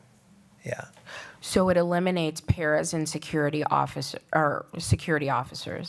Those positions are not contracted or expected to work on the 3 furlough days that we are anticipating to utilize. Got it. So they would not be impacted. Correct. And then my other question, and I am making an inference to what you said, so I just want to pause and make sure that I understood you correctly. Are furloughs being suggested as opposed to layoffs, or to hopefully prevent layoffs? Or did I take too great a leap? No. So one of the things that I've tried to, that is a great leap since you, okay, that was a good, so let me just start with saying, with the furloughs, there's still opportunities for staff to, of course, if they choose to recuperate their funds. On the other hand, the conversation then becomes, are we going to possibilities of decreasing days? And if we decrease days, then we're talking about automatically decreasing overall salaries. And so the goal is to not go there just yet. That's not where we want to be at all. But these are the conversations that comes with year over the year, $10 million, $10 million, $10 million. And so at some point, our school district has to come to grips with, if it's year over year $10 million that we have to make up, there's a lot of conversations that we will have to have in order for this to actually work, minus funds coming from the state and or the support from our community. And so that's the way I would like to explain it for now. Thank you. I just wanted to make sure, one, I wasn't speaking to something that is not a possibility, and two, I don't want to panic anyone and put the cart before the horse. But it sounded like to me that furlough days, which no one is excited about, could be a preventative measure to avoid having a conversation about layoffs. Am I following that correctly, or am I That you're following speaking it out of cor- turn? No, you're not. You're not following. You're not speaking out of turn. Number one, because you're a board member, so you can you can say that. Yeah. We don't want to continue with the conversations around layoffs and cuts. At some point, we have to provide a fair and equitable education for all of our students and families, and so our teaching staff, we have to do our best with maintaining as close to that conversation as possible. So additional layoffs is something that we were not there yet. But as we continue to have these conversations around the possibilities of budgets and minus the funding, these are just the steps that we want to kind of work through before we have to go to the layoff conversation. As Mr. Chady has mentioned, just to be sure, as Mr. Chady has mentioned in a few slides from the beginning, we've made a lot of cuts through attrition, which is true. That's the way you want to make a lot of cuts before you start saying more people and more people and more people. That's what any district administrator would want to tackle first. But as we have had this conversation now for the past 2 going on 3 years, these are now the conversations where it's going to start heavily impacting staff. And so that we're not trying to lay off more people. The furlough is a conversation that we're having, that we're moving into currently. However, that's the way I would like to answer the question for now. Thank you so much. Board Member Miller? Thank you. I just wanted to clarify a point really quickly. On the slide, let me see what slide number it is, where you've got the revenue limit. I think it's slide 10 of 23. Yep, that's the one on the bottom where it says private school vouchers at 2.4 million. Later on, there's the pie chart. And I just, for the purposes of contextualizing the conversation, because I'm going to wait till the end with a few other questions, we're spending about 7.5% of our total budget on state vouchers, private schools, as in addition to our local independent private charter school. Is that right? So about 7.5% of our $104 million budget?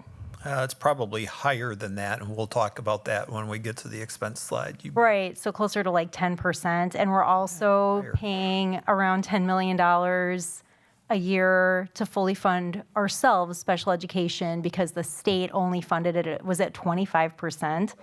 Yeah, it's That moving on the up. slide, though? Yeah.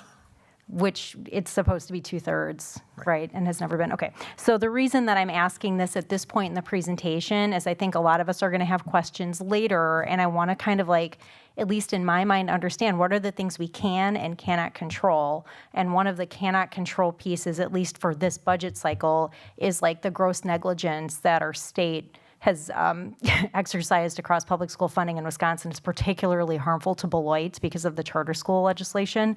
But I do think that there are some can control pieces here that I'm excited to talk about. So it's kind of like contextualizing what do we need to advocate for in terms of change, because this is like totally unacceptable in terms of how we fund public schools, and what are the things we can control right now to possibly mitigate some of this. And so that was the purpose of my question and clarifying. So thank you for the opportunity.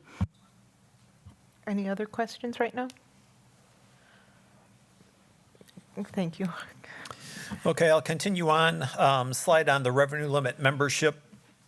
Probably not surprising to anybody. And again, membership is a reflection of students that reside within the school district of Beloit and attend a public educational opportunity either here within the district through open enrollment or through an independent charter school. The revenue limit utilizes a 3-year average of these last 3 numbers. So you can see that. As I look at this slide, I haven't really dug into this, but it does kind of look odd to me that we went from 6843 to 6263 and then back up to 6451.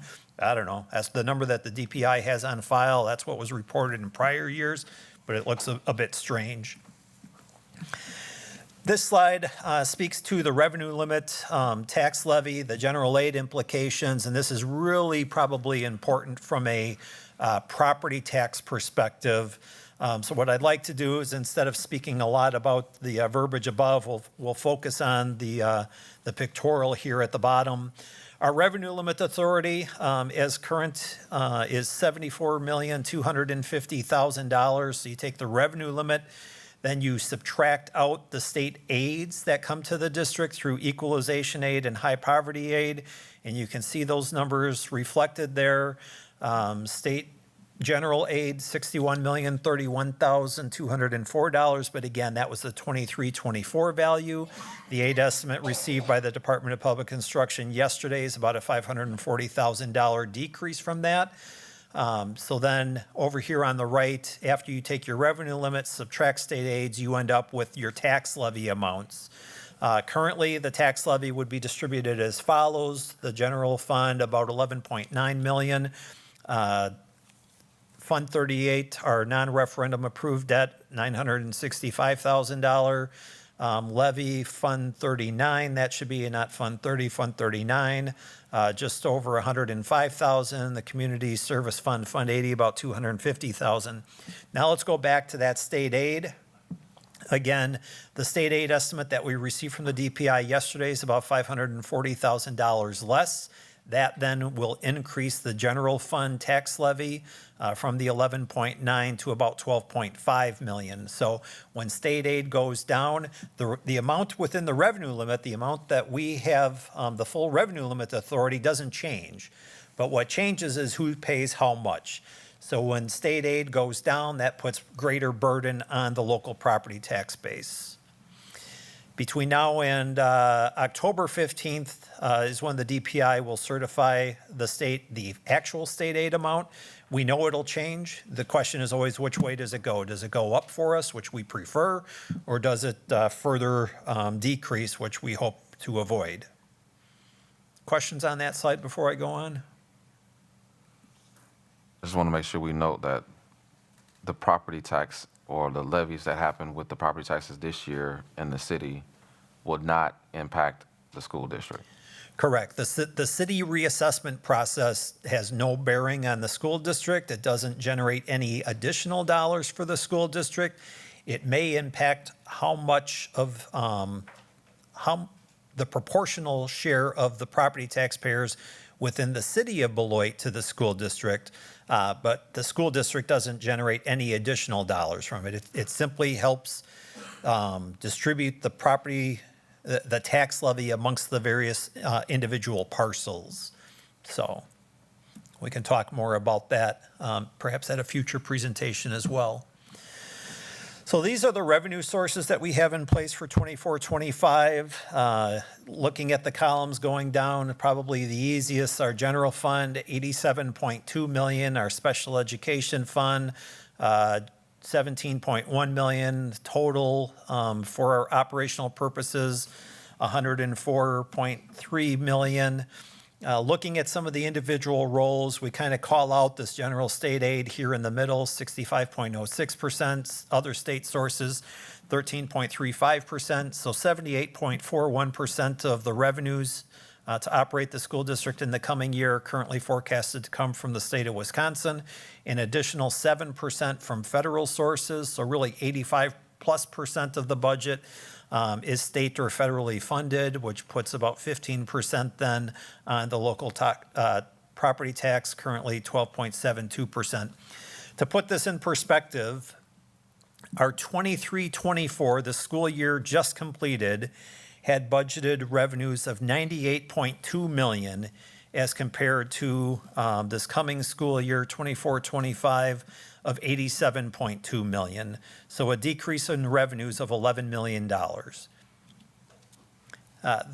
lion's share of that is ESSER funding that has been utilized throughout 23-24, which will no longer be available. Other changes elsewhere as well, but just to kind of point that out, that revenues are currently forecasted to be down about $11 million. Pie charts with regards to revenues by source, you could see the vast majority, 79.4% coming from the state. The federal's in there, 14.2 or so percent from the local. Revenue for special education is here as well. Of course, the lion's share of revenue for special education is a result of the general fund transfer from Fund 10 that makes up about 62%. In Board Member Miller, I think this is probably where you noted that the state currently is forecast to contribute about 25.2%. that may change as well, yeah.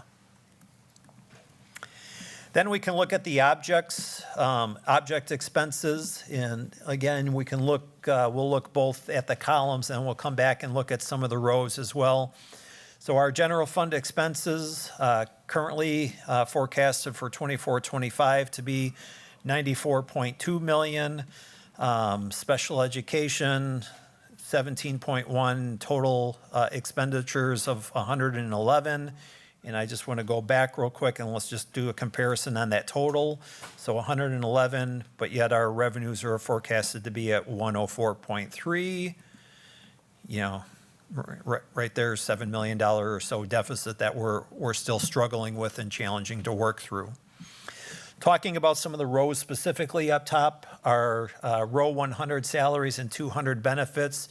You add up these percentages over here on the right, and they exceed 60% of the budget, which in all honesty is a bit low in comparison to other districts. Typically, that'll be around the 75% mark, probably plus or minus 3-4% in each direction.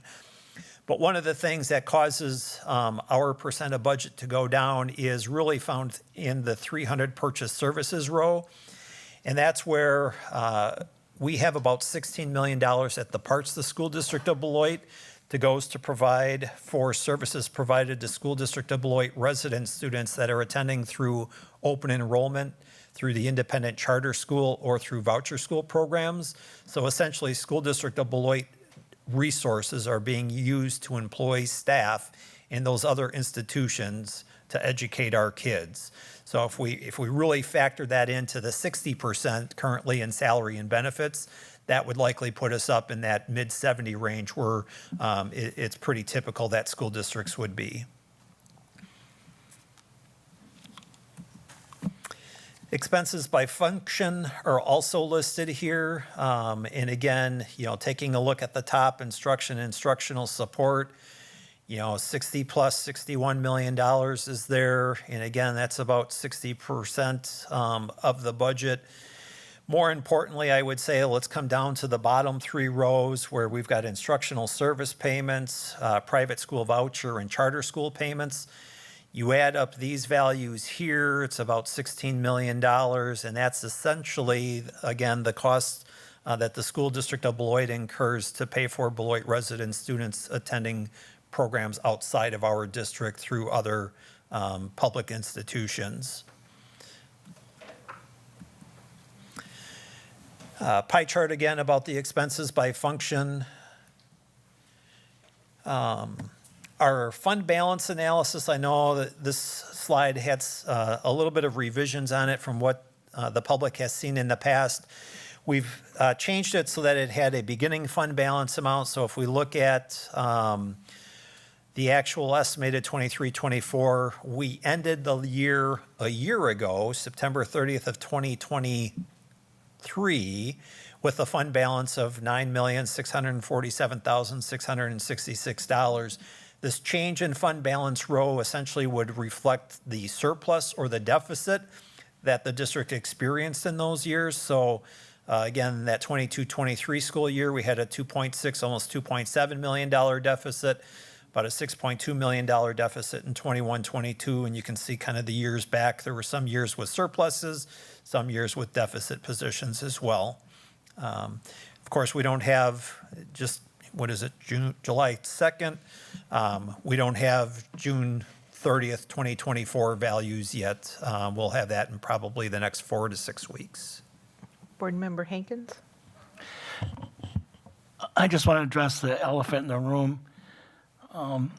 The ask at the last couple of referendums walks out of our district every year due to open enrollment. I'd like to challenge our board, admin to start retaining our Beloit district residents in our own school system. And I think it's a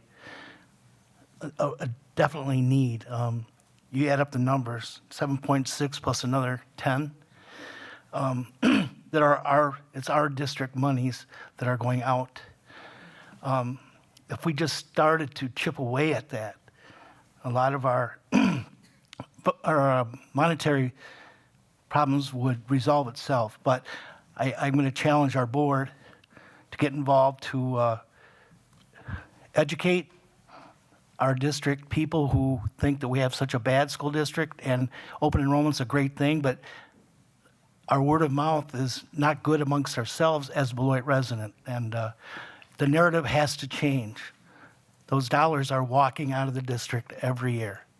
So I'd just like to put that out there for everyone to know. It is the elephant in the room that no one seems to want to address. Thank you. Yeah, from my perspective, I would say that that is one of our large issues, is the fact that we got $16+ million that departs us with others, with our students.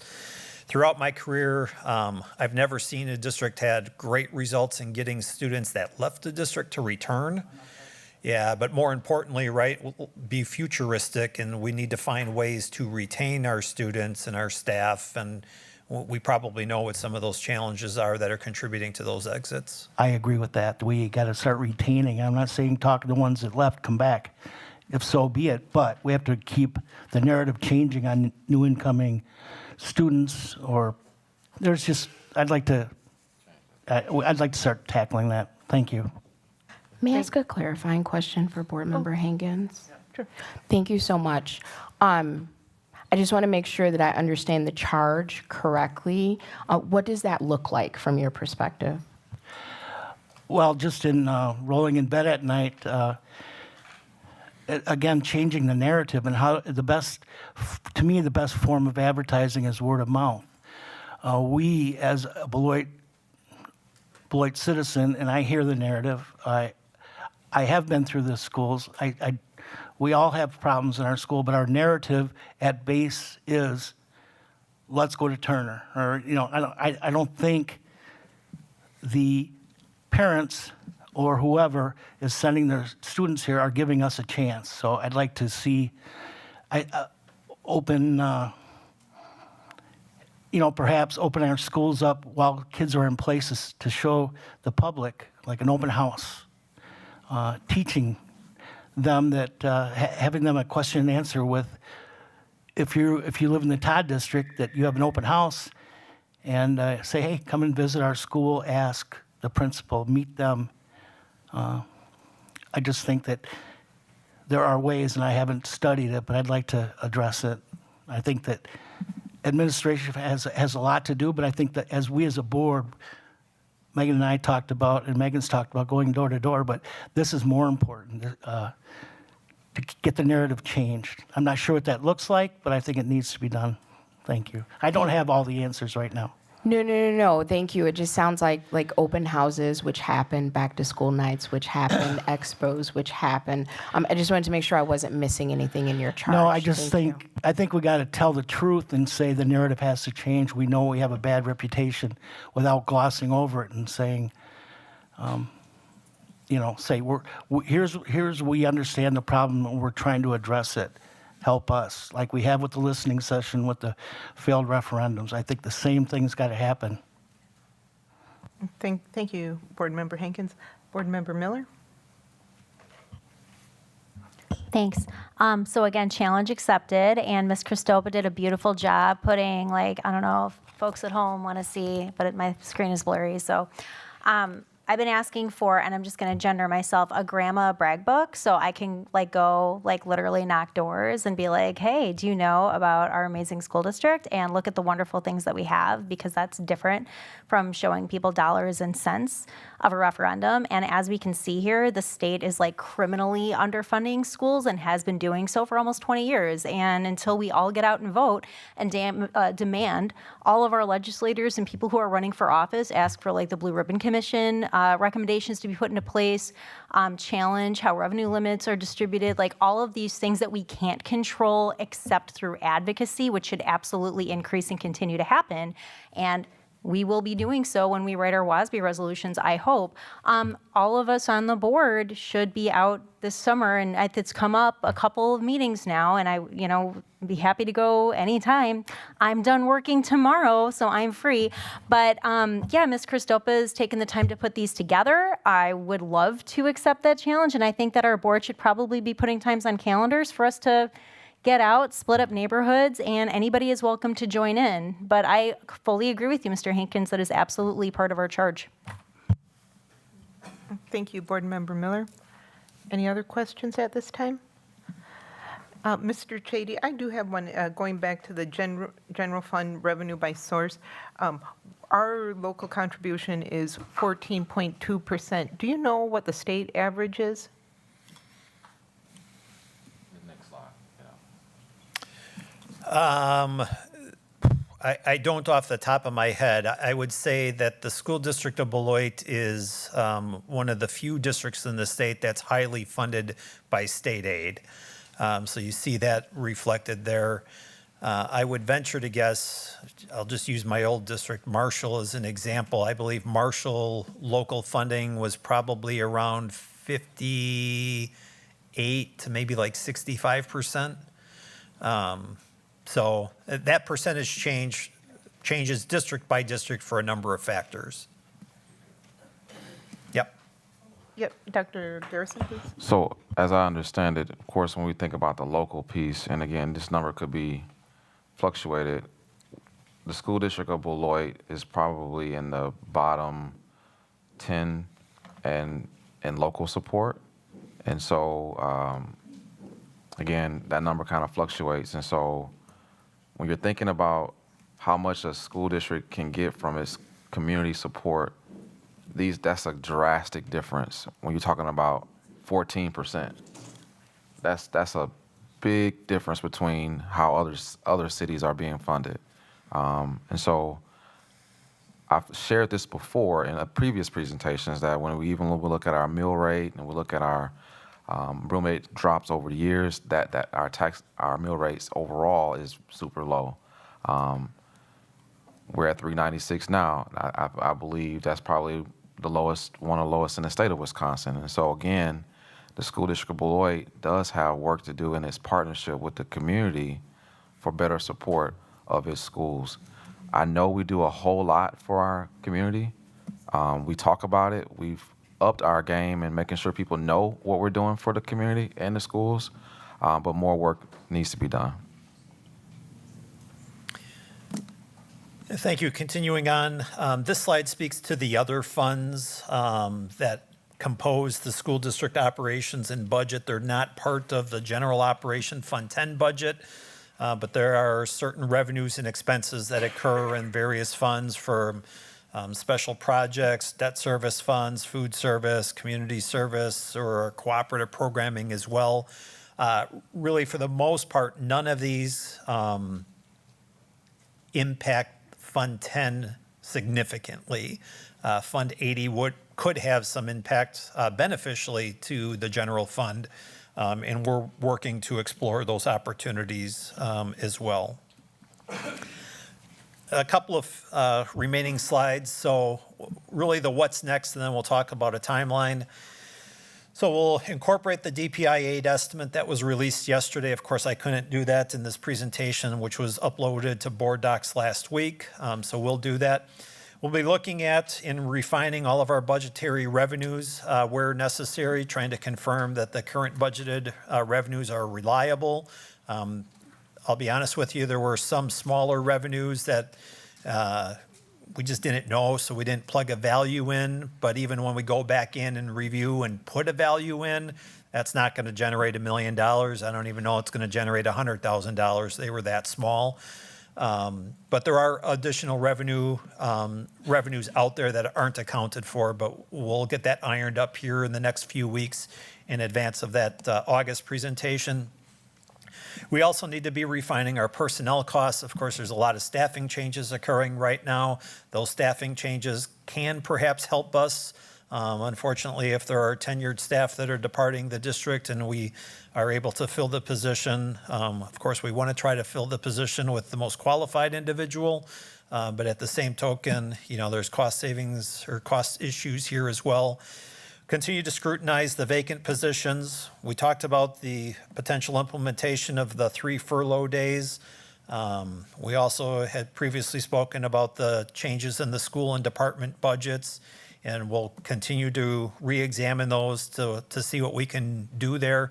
Most importantly, the bottom bullet point, there's just more work to be done. building a budget's not easy, and unfortunately, it's a multi-month process, and we're still fairly early in that stage of work. The timeline of what's to come is listed here. Here in July, we'll continue to look for efforts to reduce spending, confirm our revenues, talked about that. In August, we will be back for a preliminary budget back to the board, asking for your consideration and action. The district's required to hold a budget hearing, which we'll anticipate doing in the month of September at some point. And then in September, one of the key variables, large ones, our third Friday pupil count that's due to occur on September 20th. On October 1st, the Department of Revenue provides another key variable, which is the certified equalized property values.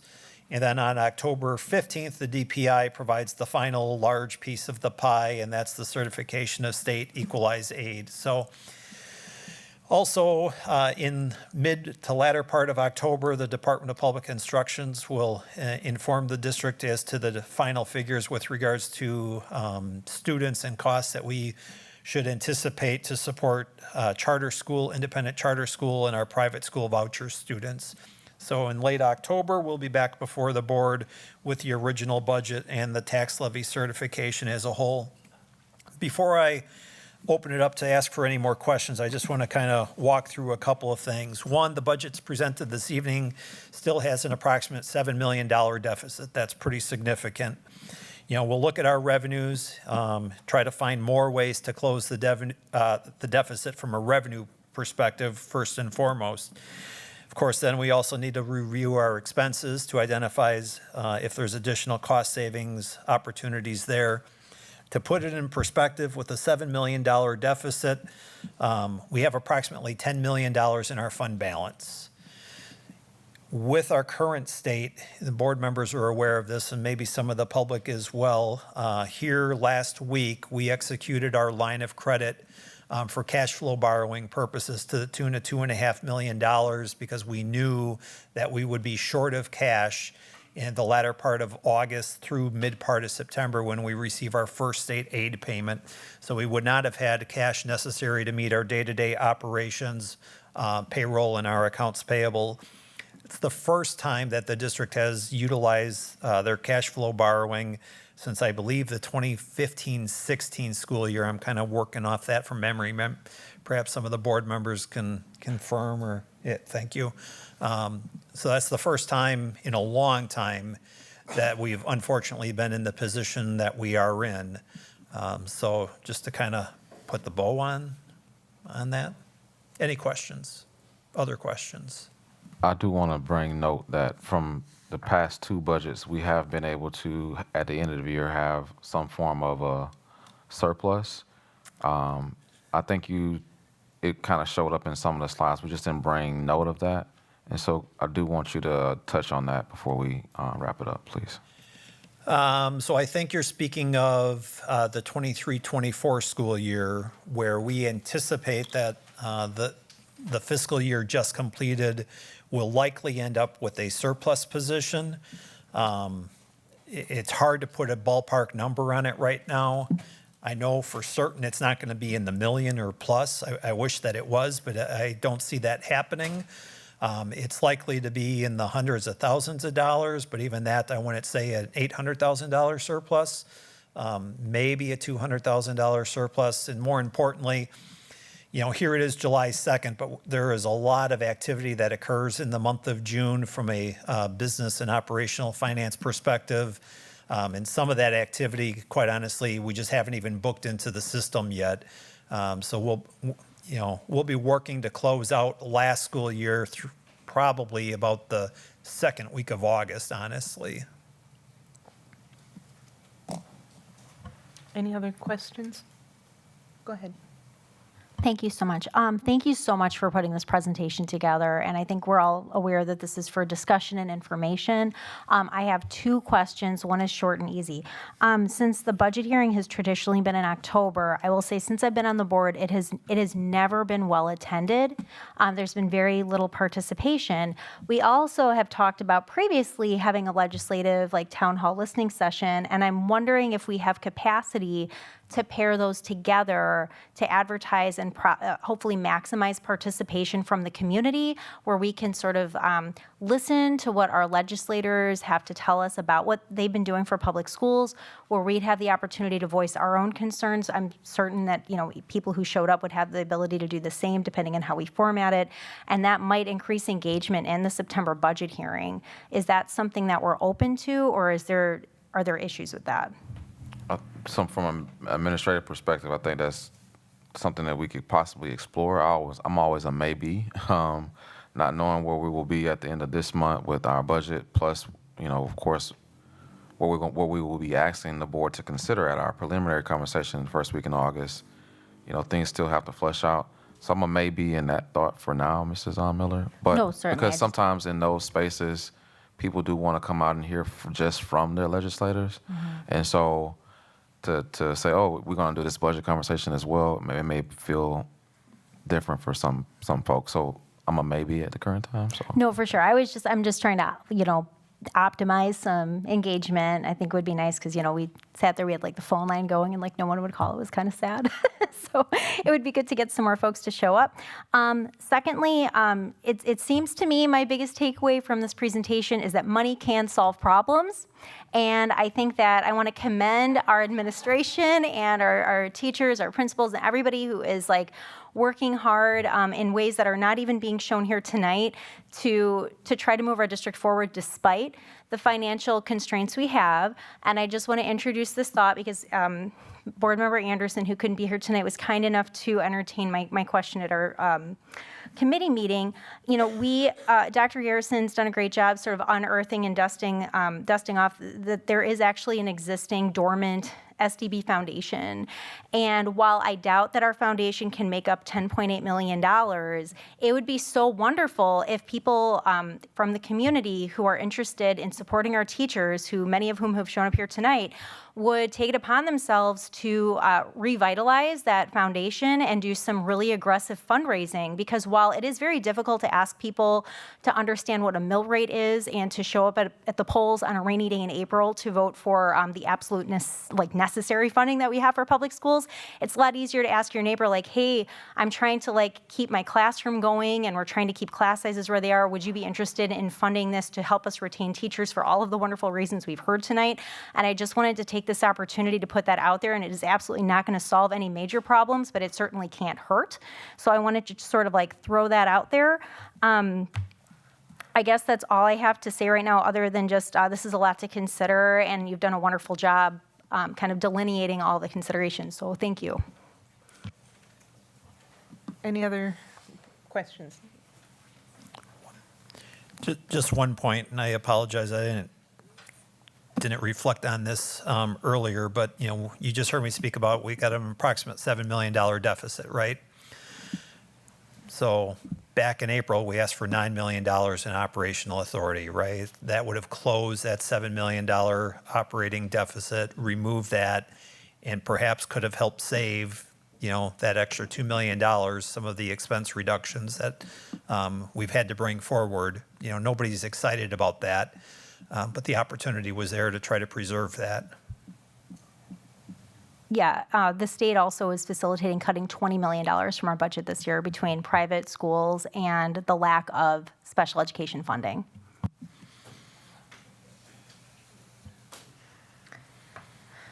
If there are no other questions, that brings us to item 6B, property liability, workers' compensation, and other business insurance renewals.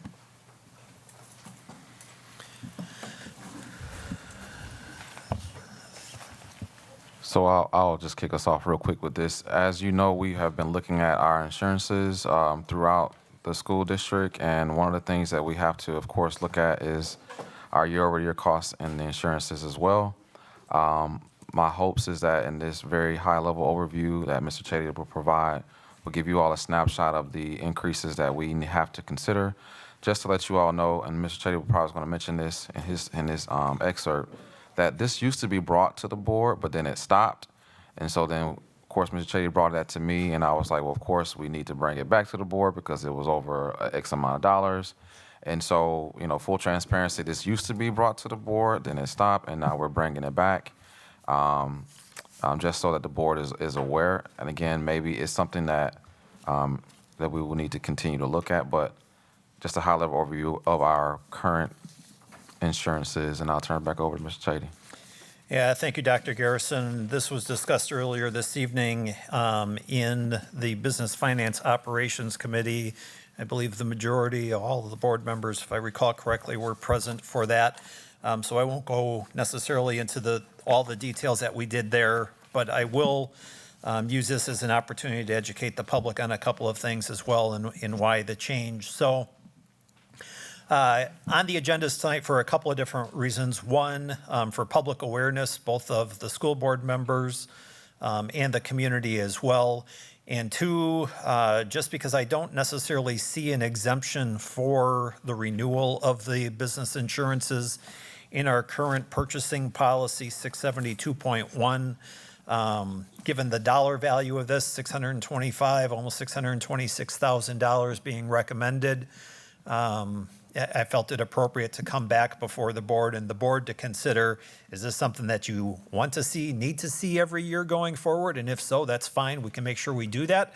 Or is this something, because it's a renewal, that you're okay with, then perhaps a revision or an exemption to the policy needs to be made. Bottom line, our insurances, our business insurances, our property, liability, workers' comp insurance packages are anticipated to go up about $50,000 despite all efforts to bring them in lower.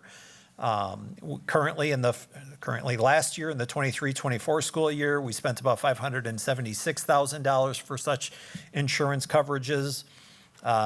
A renewal of those prior insurances straight up with the same carrier, no changes in the deductibles, increase the insurance premiums to over $653,000, which about a $75,000 increase, not something that we could sustain, so we looked at some changes. Tricor Insurance, our broker, brought forward a recommendation with regards to changes, with the biggest change being in the property insurance. Their proposal was that we increase our property deductible from $25,000 to $75,000. Personally, I was a little bit uncomfortable with that, thinking that that might be a little bit high. And then our flood deductible increasing from $50,000 to $75,000. And in that instance, I thought maybe we could go higher. So I contacted Tricor back and I asked, hey, can you give us a proposal on increasing our property deductible from $25,000 to $50,000, and then our flood deductible from $50,000 to $100,000, which they did, and that's reflected in this fourth column, 24-25 optional premium, and I know column 3 and 4 both state that. But my recommendation is that we secure our insurance coverages effective yesterday, honestly, at the value of $625,734. Well aware of board policy and the need for various proposals and bids. Tricor Insurance worked diligently on our behalf. I do thank Jenny Miller, our business office admin assistant, who honestly completed about 60-plus pages of applications for various insurance companies as we sought competitive bids from those insurance companies. Some of the competitive bids came in significantly higher, and to be very honest with you, the majority of the insurers that we reached out to just simply declined to offer a bid proposal. The insurance market is very tight right now. There's not a lot of competition. There are insurers that are literally leaving the market because of the risk. So you see that reflected in both prices increasing and the number of insurance companies that are willing to write those lines of coverage. So unfortunately, man, I wish I had better news there, but we're trying to deliver the best of the worst here. Go ahead, Board Member Levy. Thank you so much. So a couple quick questions in that first page. One, thank you for providing this because it caused me to do a little digging, which I appreciate. inland marine insurance. Now, what I could find says that this provides financial protection for a business's property that is transported on land. Yeah. So why wouldn't that be covered under automobile insurance? Automobiles deal specifically with vehicles, collision, comprehensive coverage, et cetera. Inland marine, yeah, it's kind of a misnomer, right? Because you read the marine and you're thinking boats and stuff. And really the best way to summarize that coverage is equipment. So like lawnmowers, trailers, various pieces of fixed asset equipment that the district has that perhaps are utilized and transported are covered in that inland marine policy. So if we had a lawnmower that we're transporting, that would not be covered under automobile insurance. Correct. Automobile does not cover the equipment, it covers the vehicle. So would we be putting a lawnmower in another vehicle to transport it, or would we be transporting the lawnmower? We transport lawnmowers via trailers, which is also another itemized equipment inland marine item, pulled behind district vehicles. Got it. And then another question I had, we have crime and also fraudulent impersonation. So fraudulent impersonation wouldn't be included in our crime insurance? No, unfortunately, it's not. They are separate. Okay. Now, the information that I found, and not saying that that's specific to this, has as one of the examples of crime insurance, it provides coverage or loss of money, securities, or other assets resulting in acts such as employee theft or third-party fraud, so forgery, for example. But you're saying that fraudulent impersonation does not fall under crime insurance.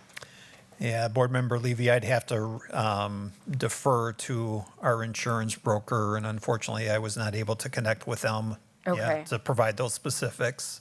And then just a couple other questions. I also see linebacker insurance, and I had no idea what that was until recently. And so from what I was able to find, it provides protection for liability and defense costs for wrongful acts of the policyholder. So actual or alleged errors, misstatements, misleading acts, omission, neglect, all of that good stuff. Linebacker insurance also isn't covered under or anything else that we have existing. Correct. Okay. And then my final question is global insurance.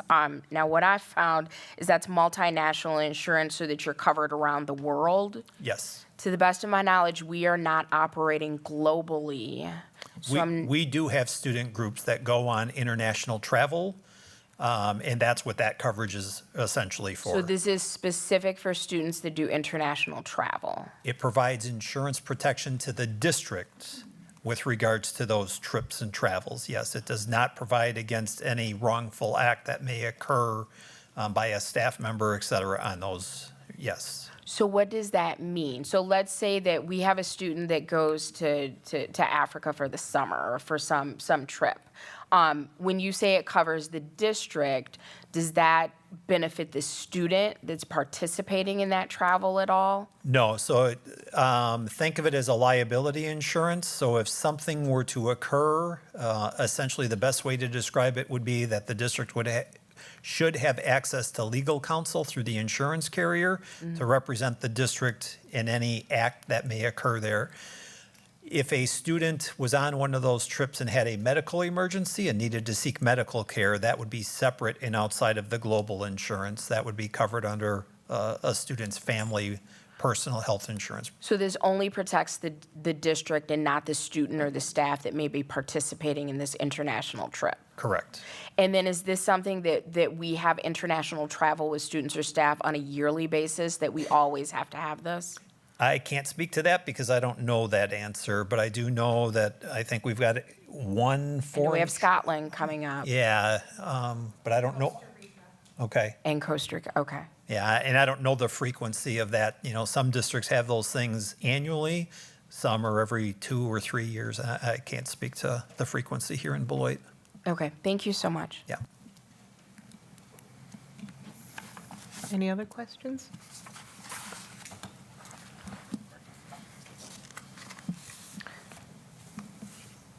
There's a recommendation to have a motion to renew the district's respective business insurances for the term, commencing July 1st, 2024 at a cost not to exceed $625,734. So moved. Second. Moved by Board Member Miller, seconded by Board Member Greg Schneider. Any discussion? Hearing none. All in favor? Aye. Aye. Aye. Aye. Aye. Any opposed? Motion passes. Thank you, Mr. Chady. That brings us to the Town Hall discussion. And this is a discussion regarding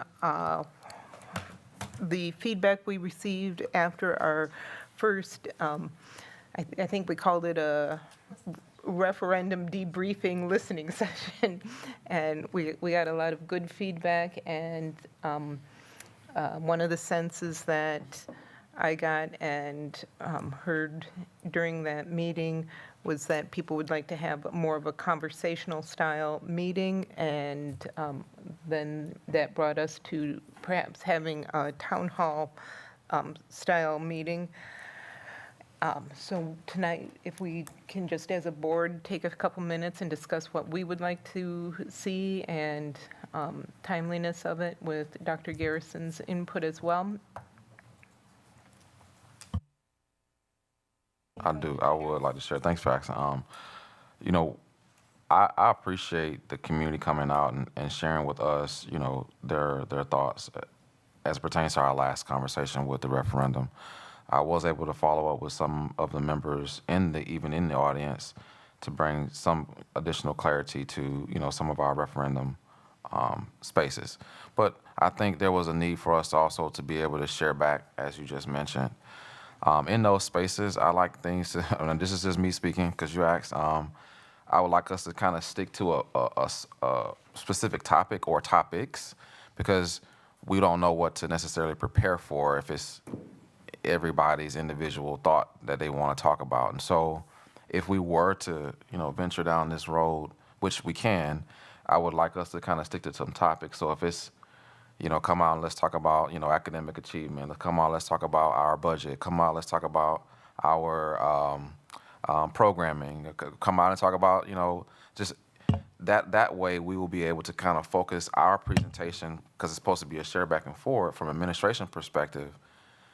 We'll be able to share better that way versus if we just open it up to have a town hall, then it's anything can come at us. And to be honest with you, we're supposed to be partners in this work. And a lot of times, unfortunately, there's times where we have felt as administration, felt attacked. And now that's something that I need to just put on the table. You know, my hopes is that as we continue to work together through these conversations, that people can see us as partners. And yes, there has been some things that we have not done right, have not happened right for our school district in the past. But in this new administration and board, I believe we are trying to make those corrections to better position us to move forward. Those are the things that has been missing in a lot of our conversations. And so unless people come and share their truths and are able to hear back from us in a collective way, then it could feel like it's just a shouting match back and forth around what we're doing versus what people may think we're not doing. And so I would like to keep it to a specific topic thought or topics, so that it'll be easier for us to prepare for those thoughts based off of the thoughts that come into the room. Board Member Miller? Thank you so much. Dr. Garrison, I love that you framed it that way. I think it's really appropriate to have advertised almost like thematic sessions. I want to be responsive to what Mr. Hankins brought up earlier, and I think it would be really wonderful if we could ground all of our sessions to sort of begin and end the same way. And I think that when you have a group of people gathered, we have a captive audience. And I think it would be really nice to say, like, before we get started, with respect to people's time, we'd like to take like 2 minutes right? To highlight like some of like thematically, like these are some cool things that have happened and are happening. Not to gloss over what we know the issues are, because we're engaging with the community in order to identify those issues, but also to like put forward a narrative that perhaps isn't reaching people. And I think just being very honest with folks and saying, hey, we're all here because we know that there's work to do. Let us show you the work that we're already doing so that people can at least leave feeling like really good and hopefully positively informed. And furthermore, in that spirit of kind of grounding each meeting, I love like what you said to say like, you know, if you came here expecting to talk about X, but we're here really prepared to talk about Y, we would love to get back to you. And it's not like us, like, I just thinking setting expectations so people aren't like, oh, well, they're not gonna, you know, so we can just say, hey, we're prepared for this topic. We're happy to like hear another topic. Here is how we will get back to you or get that information to you. And that way everybody hopefully feels respected. So those are just my like 85 cents. Good suggestion. Tom? Or Board Member Hankins? Yeah, what I took out of that great listening session was, and again, it was our first one, and it was a very learning experience, and we heard, you know, that they didn't have enough notice. I think the meeting place was excellent. The format, I think we're trying to get to is we as a board were there as a unit, but we treated it as a board meeting because of the way we conduct our business. I think we heard they wanted to give and take, ask questions, and whoever answers it. So I don't know how you frame that session into, you know, the town hall meeting. I'm not sure how that looks. I'm not sure. I think what I heard was they want to give and take, ask if Mr. Chady's there, ask Mr. Chady a direct question. He can respond in a very positive environment. So I'm not sure how that looks like, but that's what I heard. Thanks. Thank you. Any other board members? Mr. Nichols? Okay. Just a couple of things. Well, first of all, I missed that session, unfortunately, and I hate to miss those. I did attend the absenteeism workshop that we had way back when, and that we need to get back together because there was a lot of community input, very good back and forth, just like there was on, I guess it was June 12th. So, yeah, I think that's good for all of us, and that gives us an opportunity to listen. That's what we need to do a lot of is listen. And so I'd certainly welcome all those. And that is just like something like that, and the one on June 12th were more focused, I think. But you could do one on the budget. You could, as you said, Dr. Garrison, absenteeism, academic achievement, whatever. But yeah, I'm all for it. I think it'll help us all. Any other board members? Ms. Levy? Yes, thank you. Board Member Hankins, I'm going to push back a little bit. We weren't there as a unit because of the rushed manner and the way it was put together. And I am all for town halls. I am all for back and forth and sharing of information. And I'm definitely all for respectful scheduling of events. I think that this should happen at a minimum once a quarter.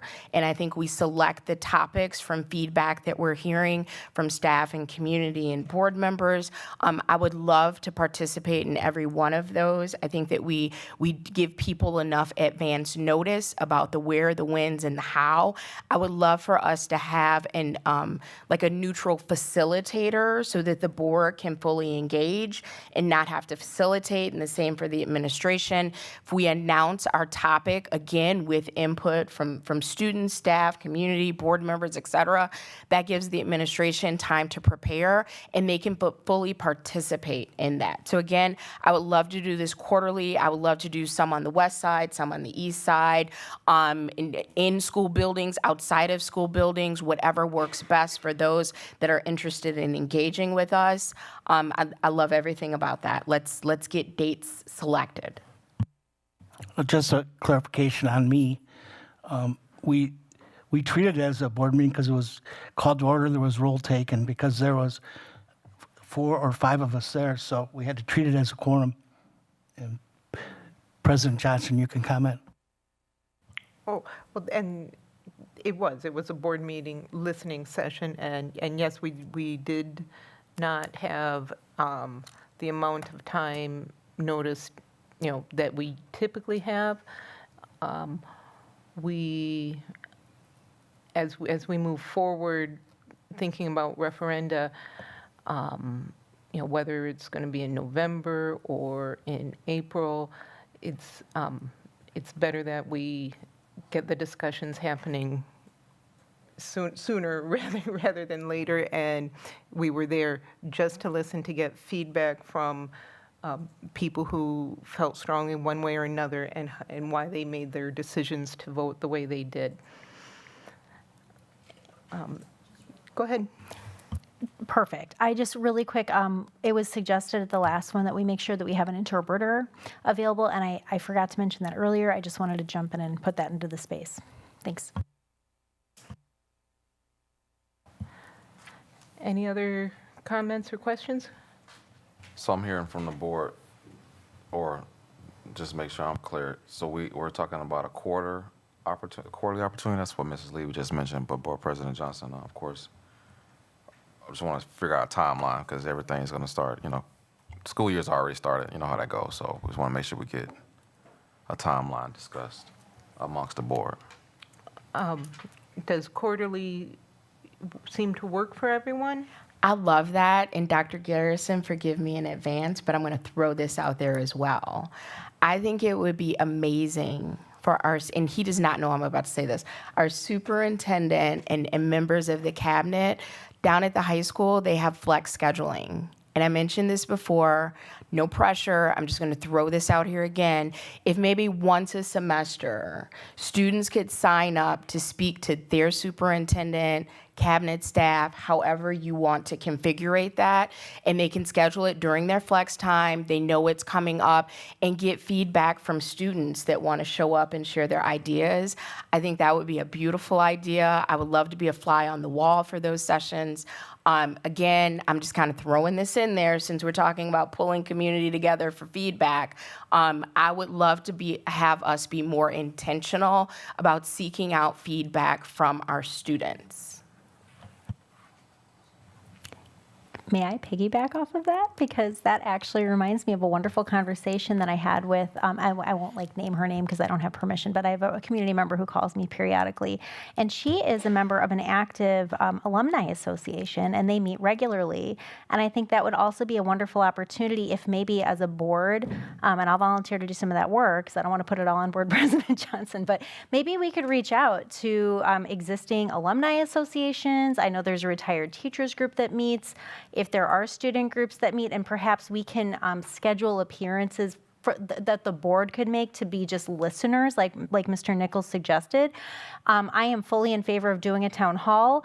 There is a lot of preparation and work that puts on our administration, and so since board members if we're here to listen, that might be in additional, separate from the town hall thought, right? For us to be able to get into those spaces if we're invited and welcomed, and just to kind of hear how things are going. Because I think, to Board Member Levy's point, lifting up opportunities for us to have people engage with us and just kind of hear what's going on, and that could inform, right, those future topics of the larger town halls could be really fun.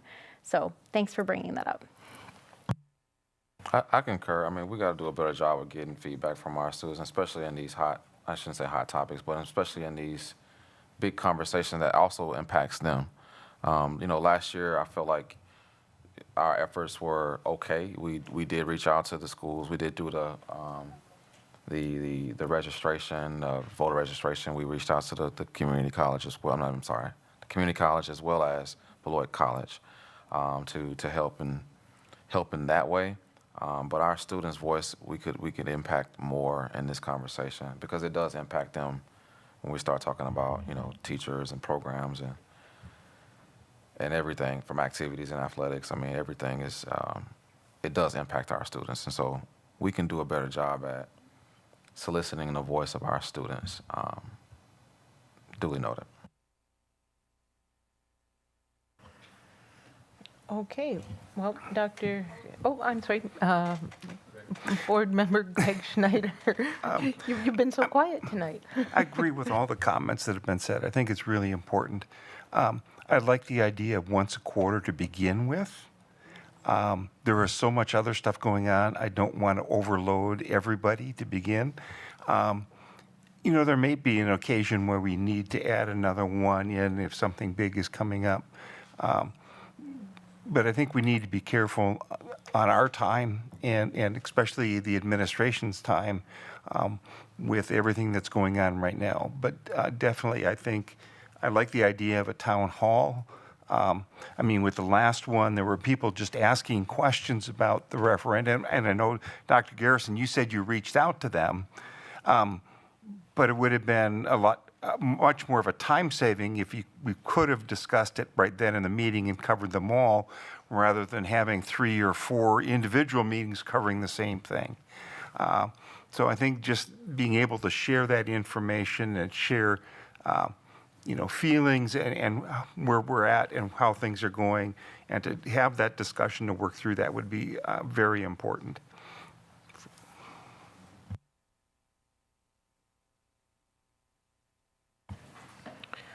Okay, well, Dr. Garrison, you've got your work cut out for you. Okay, that brings us, any last comments before we move on? That brings us to the consent agenda. Brian Nichols, I think you wanted to remove something? Yes, pull 7B, 532, professional educator contracts.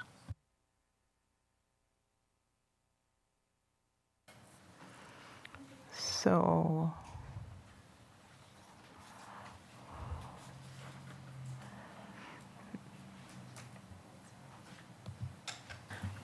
I'd like to make a motion to approve the consent agenda absent 7B. Second. okay, thank you. Motion by Megan Miller, seconded by Amy Levy. Any discussion? Go ahead. Just for point of clarity, I heard you mention that something was incorrect in the addendum at the bottom. Well, there's several things, so Just a point of, too many mics. we need. Yeah, just a point of order, if we could vote on the motion on the floor, and then I plan on bringing up that item, so we'll have discussion on it. Okay. Okay, thank you. All in favor? Aye. Aye. Aye. Aye. Motion passes. Any discussion? Ms. Levy? Yes, I actually move approval, let me find it, of item 7B for second and final reading, policy 532, professional educator contracts. Second. Any discussion? Go. Yes, so the agenda says second reading, the policy says first reading. The references to at the bottom, state statute 118.21 and state statute 188.22. It's a typo. Okay, well, and so if you look at that, if you look at the statutes, it doesn't address it doesn't address non-renewals, the time limits, the term limits, and all that. It even addresses the only exclusion for what you've got limited term contracts. They list part-time teachers only, but that's only effective in cities of the first class, and I assume that's large cities like Milwaukee and Madison, not Beloit, Wisconsin. Is that correct? If I may, Board Member Nichols? Yes. I believe that we can get this approved, but amended, because you are correct. 188.22 is a typo. It should be 118.22. And if you pull up that state statute, so two of them are proposed to be cross-referenced. Correct. 118.21 outlines teacher contracts. And if we go back to the policy, it says professional educators' contracts shall be issued annually, and all contracts with educators will reference Wisconsin State Statute 118.21. I believe if we also add 118.22, which speaks to renewal of teacher contracts, and the timing is included there under Clause 2. Just to point out one of them, it says if no such notice is given on or before May 15th, the contract then in force shall continue to ensue for the school year. So the information that you're saying is actually included there.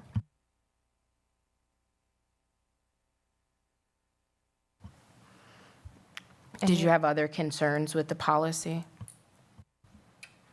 Also, the link to the employee handbook does not work, so I don't know. Your mic.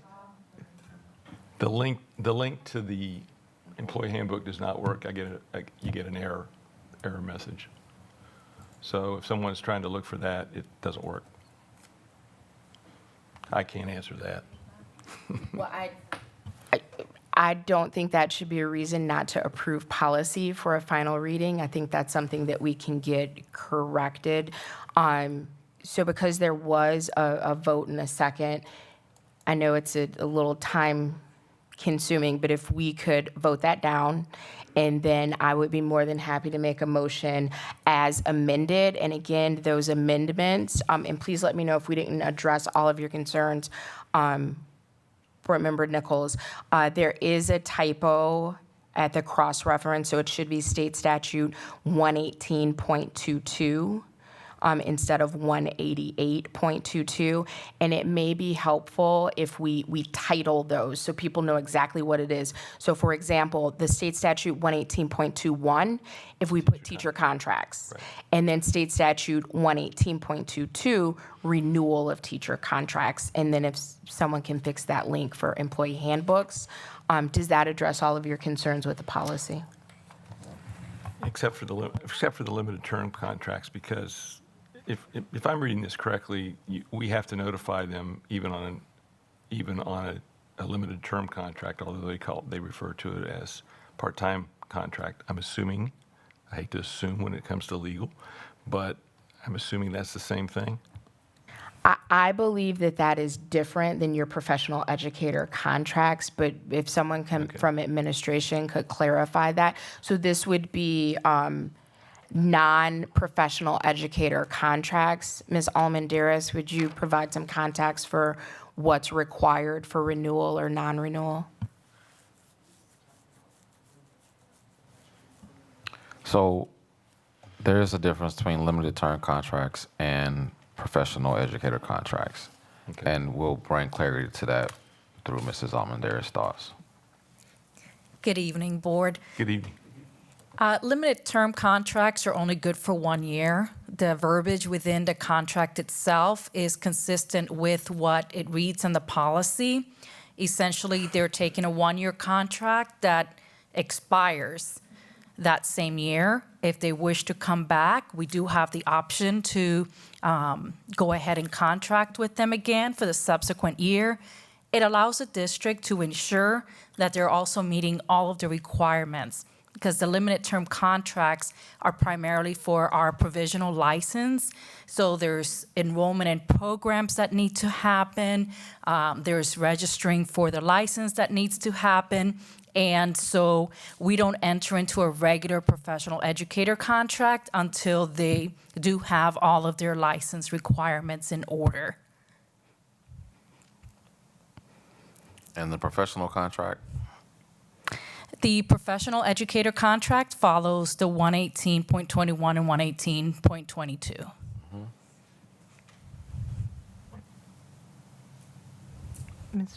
Board Member Nichols, does that clarify and help your concerns? Again, Again, the only other thing I have is that, this says first reading and this says second reading, so I don't know, I'm not sure which is which. Michelle, this is the Is it first or second time. This is the It is second time, second? correct? Yeah. Okay.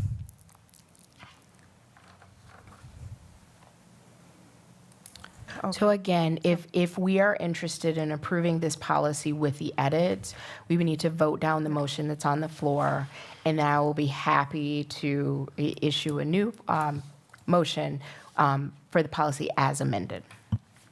Okay, so we now have a motion as is by Megan Miller and seconded by Amy Levy.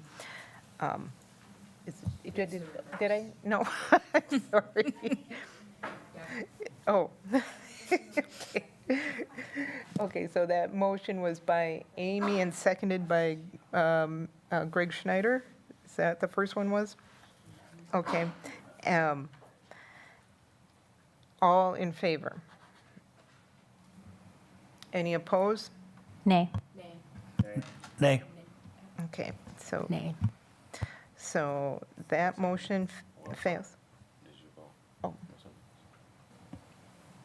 Aye. okay, thank you.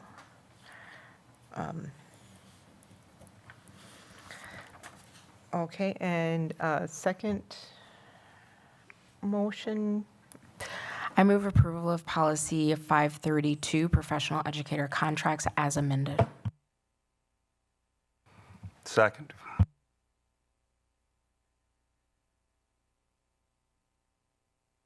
so a motion of approval of policy 532 with amendments by motion by Amy Levy, seconded by Greg Schneider. Any discussion? All in favor? Aye. Aye. Aye. Aye. Any opposed? Nay. Okay, motion passes. That brings us to the future board meeting dates. Oh, I'm sorry. No, you're correct. My apologies. Oh, It is future okay. before human resources, I'm sorry. Our next regular board meeting is Tuesday, July 16th at 6 PM. And there is a policy committee meeting tomorrow night at what time? 5:30. At 5:30. And now we are at human resources. A motion may be made and a vote taken to convene the Board of Education into closed session pursuant to Section 19.85, Parent 1, Parent C of the Wisconsin State Statutes relative to considering employment exhibits. Is there a motion? So moved. Is there a second? Second. Motion by Amy Levy, seconded by Greg Schneider to go into closed session. Any discussion? Michelle, can we get a roll call, please? Yes. Greg Schneider, Aye. Amy Levy, Aye. Brian Nichols, Aye. Tom Hankins, Aye. Megan Miller, Aye. and Tia Johnson. Aye. Motion carried.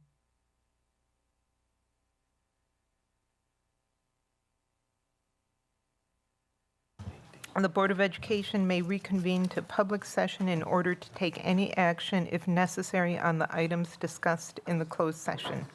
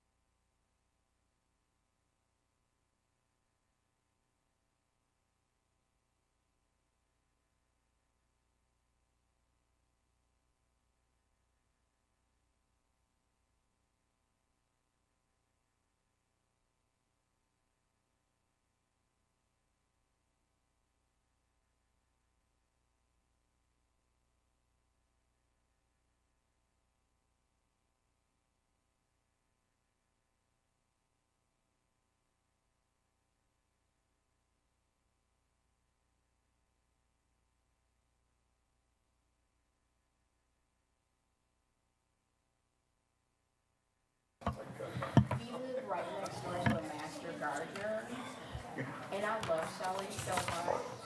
Oh, yeah. If I wasn't so secure, it'd be a problem. She texted me, she was like, you have a weed on the side of your house. It's flowering my flower bed.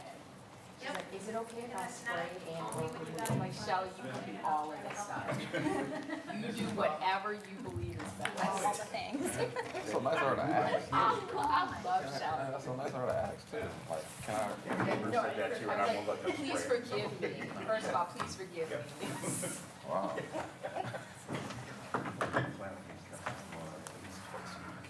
I swear, if it goes a quarter of an inch, she's got to be out there cutting it. Oh my God. Part of me that supports that. There's been times I've had like 4 days. Okay. Can I get a motion for the approval of the HR committee report as with amendments?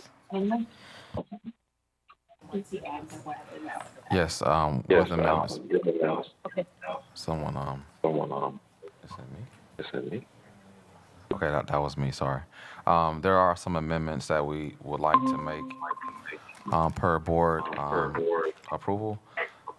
Number one, Ursula Etheridge, her lateral transfer is not from Aldridge, it's actually from Fruzen. Additionally, the overall compensation for Ursula Etheridge in the interim position is $486.86. That's a total of 11 days at a 10% rate of $44.26. And one additional correction is Sheila Marshall, an administrator in our district, is retiring from our district, not resigning.